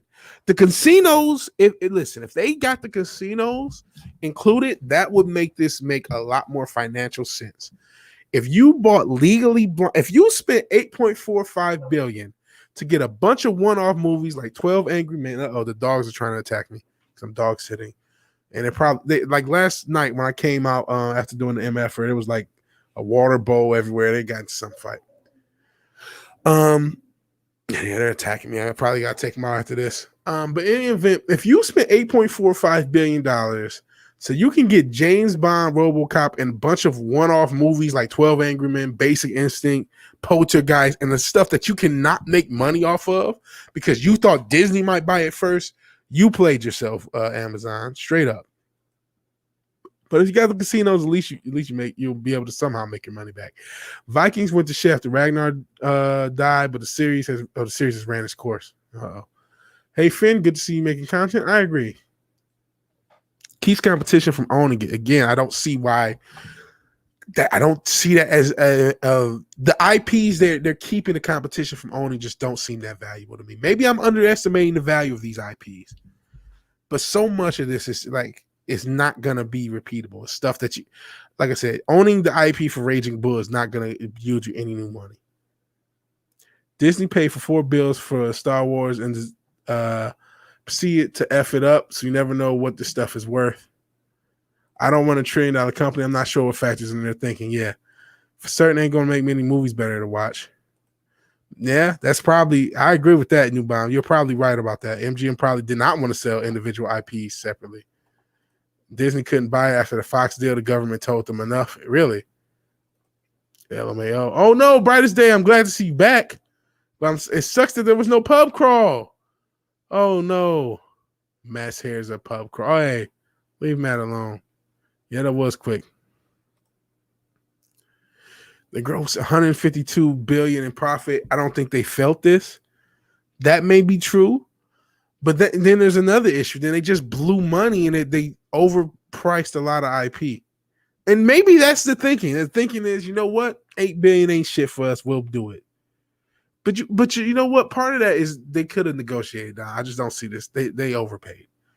It may be like, you know what, we got the money to spend, but I really think they overpaid. And I think you're probably onto it. It's not a bit. It's such a dildo agrees. It's not. It's a drop in the bucket for them. It's a scavenger hunt. Ugh. It's raining. The team I got shafted with hasn't showed up. Sorry, Brightest Day. They're making Vikings Valhalla. And look it up. They bought 4,000 movie shows and characters. Let's see. Fall of Dead, Ragnar, and Valhalla.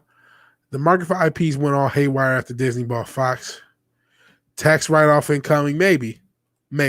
But my opinion is still the same. I don't think this is as big of a deal because there's just not any IP there of really any value outside of Lame's Bond and a few others, and maybe Stargate. I could be underrating that, but I just really see this as a lot of blown money, which maybe doesn't hurt Amazon.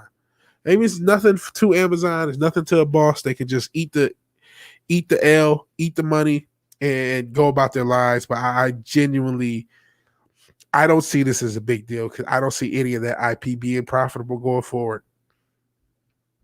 So, what are my favorite shows of all time? My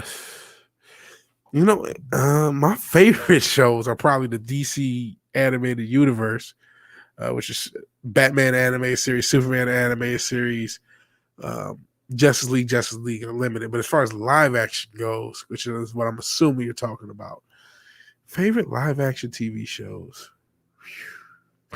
But The Wire is probably my number one overall. What are some other shows that I really, really liked? I don't know. The Wire is, I used to watch 24 when that was out. Live action, but I don't know. I can't really think offhand. I have to get back to it. The Wire for sure. But other shows outside, as far as live action, I told you the anime and stuff. I really have to think on. I want to almost say Boardwalk Empire, but it ended so shittily. I hate to say it. Fimmer says one of my favorite shows is Stargate SG1 and Stargate Atlantis. So maybe there is a big enough Stargate fan. Yeah, since you did though mention The Wire. All right, we've gone a long time, close to 3 hours. I appreciate the support for the car fund from Nick Weiser, who kind of just shadow tipped because I don't even know if he showed up in the chat.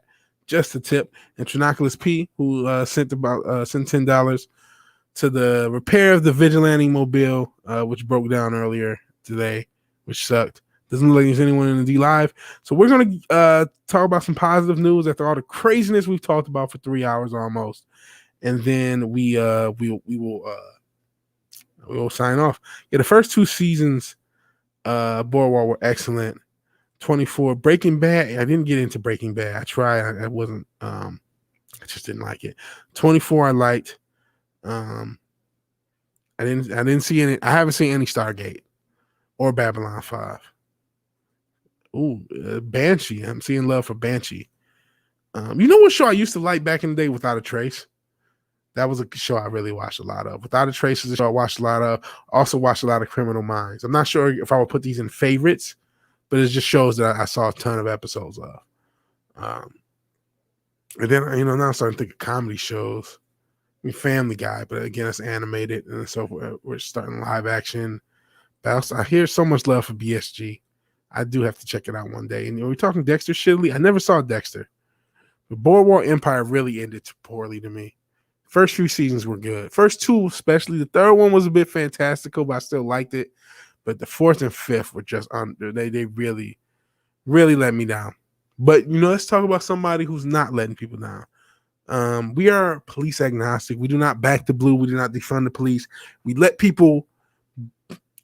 everybody be where they are. We give everyone a chance to do good work. And we talked about Lord Thoth and a lot of our CMP standing up to the authoritarian government, how good this was. Now we have to talk about a legit superhero. This cop, this Virginia sheriff deputy who really is a hero. This video shows a hero cop helped lift the overturned car off a woman's head. And the video actually is hard to make out, but so I'm not going to play it. But the cop saved someone's life. The heroic act of a Virginia sheriff deputy single-handedly lifting a vehicle off a woman who was trapped underneath was caught on video by his body cam. On May 7th, Gloucester Sheriff's Officer Deputy John Holt responded to an overturned vehicle with an entrapment. The driver was laying underneath the vehicle with her head pinned by the sunroof. The trauma the woman's child was experiencing while witnessing this situation pushed Holt into overdrive, because the kid is like screaming, "Mom, mom!" You can hear the mom. Like, she's not like dead. She's like somehow just pinned under, and he's able to lift it up enough for her to get free. Basically, like push it over enough to get free. The driver's laying underneath the vehicle with her head pinned by the sunroof. Are you at that part? The sheriff's office will again like to recognize Deputy Jay Holt on another unbelievable incident that occurred May 7th, 2021. The officer wrote in a Facebook post, as many know, or the office, I should say, as many know, Deputy Jay Holt recently accepted both the local and regional top cop awards from the Greater Hampton Roads Regional Crime Line on February 2nd, 2021, for his commitment to public safety after saving the lives of two individuals from a burning house in March 24th in 2020. So last year, he saved two people out of a burning house, and this year he's still saving lives. On May 7th, Deputy John Holt responded to an overturned vehicle with an entrapment. Driver was laying underneath the vehicle with her head pinned by the sunroof and seeing the trauma. It's kind of repeating what we said. Seeing the trauma, the child was witnessing, drove him in overdrive. Through sheer will and determination, you can see how the car is kind of at an angle. So that's probably how he was able to thank the Most High, lift it up enough to get her out. Holt took quick action, was able to physically lift up the vehicle enough for the driver to maneuver her head to safety. And then they show a portion of the video. I'm not going to show because it's pretty disturbing to see the kid screaming with his mom trapped in a car. But it's a miracle that he was able to help save his woman's life. And it's just a positive story. We talk a lot about the police. Again, I'm not a back the blue guy, but I'm damn sure not, defund the police guy. I think you got to just take it. There are good cops, there are bad cops. And this guy, at least from what his actions show, I don't know anything about his record outside this, but he has two incidents in the past year or so of saving people's lives. So I wanted to highlight that because we talk about, doing a Ronnie Coleman effort. You have to be a strong motherfucker. Adrenaline's a motherfucker. Adrenaline's a motherfucker. So yeah, it's a great story as I become Robot Vigilante Williamson. So I will read you guys' comments, see what you guys are talking about, and then we'll have to sign off because it's been a long show. We had a lot to talk about. And please watch the playback if you're just coming in. Please like, share, and subscribe. Sharing is caring. I thought this has been a really, really good show, at least for me to do, and I appreciate everybody being here with me. So Banshee was good. What happens to the albino was so memorable. The Fat Man and Simi, do not get the references because I did not watch Banshee. A lot of memorable stuff about the show. Strike Back is a good show. I don't know if I want to watch Utopia UK. I think that's too much for me. I think watching in modern news is Utopia UK, man. And yeah, Anthroparion, he's not lying. That was a Ronnie Coleman. You got to be a strong motherfucker to get a car up, even a little bit. And guys talking about list. Just stick to Steam 1, ignite the SJW squad. Better Call Saul is over Breaking Bad, or ignore the SJW squad, Robert says. But Cincinnati Dildo says Better Call Saul better than Breaking Bad. I've never seen it, but I believe you. Both excellent show. Both are, to be fair. Oh yeah, we're leaving now too, Fimber. So I appreciate you, Fimber. Got to bounce for now. Got other stuff to do. Piece of the chat. Yeah, we're gonna bounce pretty soon too. Later, Fimber. Had to do some chores for Mrs. Redshirt, so I missed a bunch of stuff. I left the stream and we're running for watch hours. Feel free to actually watch back, man. I mean, if you got the time. I know everyone's busy. Oh man, I'm only a couple minutes short of 2 hours. I kind of want to make 2 hours, right? 3 hours, I mean. Oh man, my mom's checking to see if I have roadside assistance. I don't know if I have roadside assistance on my car, and I gotta check after the stream. And the dogs are going to attack me, so we're gonna call it a show. I'm gonna hit the music, and alrighty. Is it muted? It is muted, so you can't hear the music. So let me try to start this again, and then we'll hit the music, and then we'll get out of here. And here we go. So that was the Vigilante Williamson show. I appreciate everybody for being in the chat. You guys are awesome. Fimber the Ice Wolf was obviously just leaving, but he's not the only one. We're all getting out of here. So shout out to Anthroparion. Good work, Vig. I hope so. You're all superstars. Yes, all you in the chat are indeed superstars. Sent your dildo, saluting both me and the chat. They'll be seeing you just under the red shirt. New Bomb Turk, I appreciate you here. Wookie Lives Matter was here as well. Not sure if I'll get to him. Sent your dildo again. The Wake Down. check out the Wake Down. He has a bunch of great videos, and he's doing good work. And hopefully, we'll be working together, maybe for some stuff for this channel, because I think I'll be sending him stuff to clip out going forward if he's down for it. Robert, I always appreciate it. No alternate accounts, just Robert today, but it's still cool. Still cool. Who else showed up? Justin Proper was here earlier for a little bit. The Stream Elements bots are always here spamming everybody. Brightest Day didn't get his pub crawl, but he still showed up. So we appreciate that. Islington Girl was here. I don't know if I'll get to her. So once I get to the top, I just stop. That's what she said. Geez. Oh, Ryan McCoon. Yeah, we did get some new people. Ryan McCoon was here. I think Chelsea D was here early. Hopefully, they haven't unsubbed. I appreciate you guys and gals all being here. Who else showed up? Goodness. I'm going through it. There's a lot of names I already said, I believe.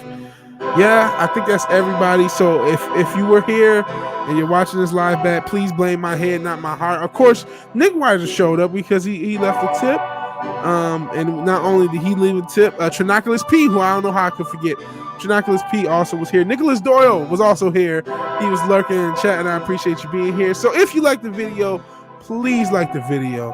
If you're so obliged to share, subscribe, please do so. And even if you do none of these things, thank you for watching. Thank you for your time. Good night and God bless. And I will hit you with those drive links, man. Thank you, man.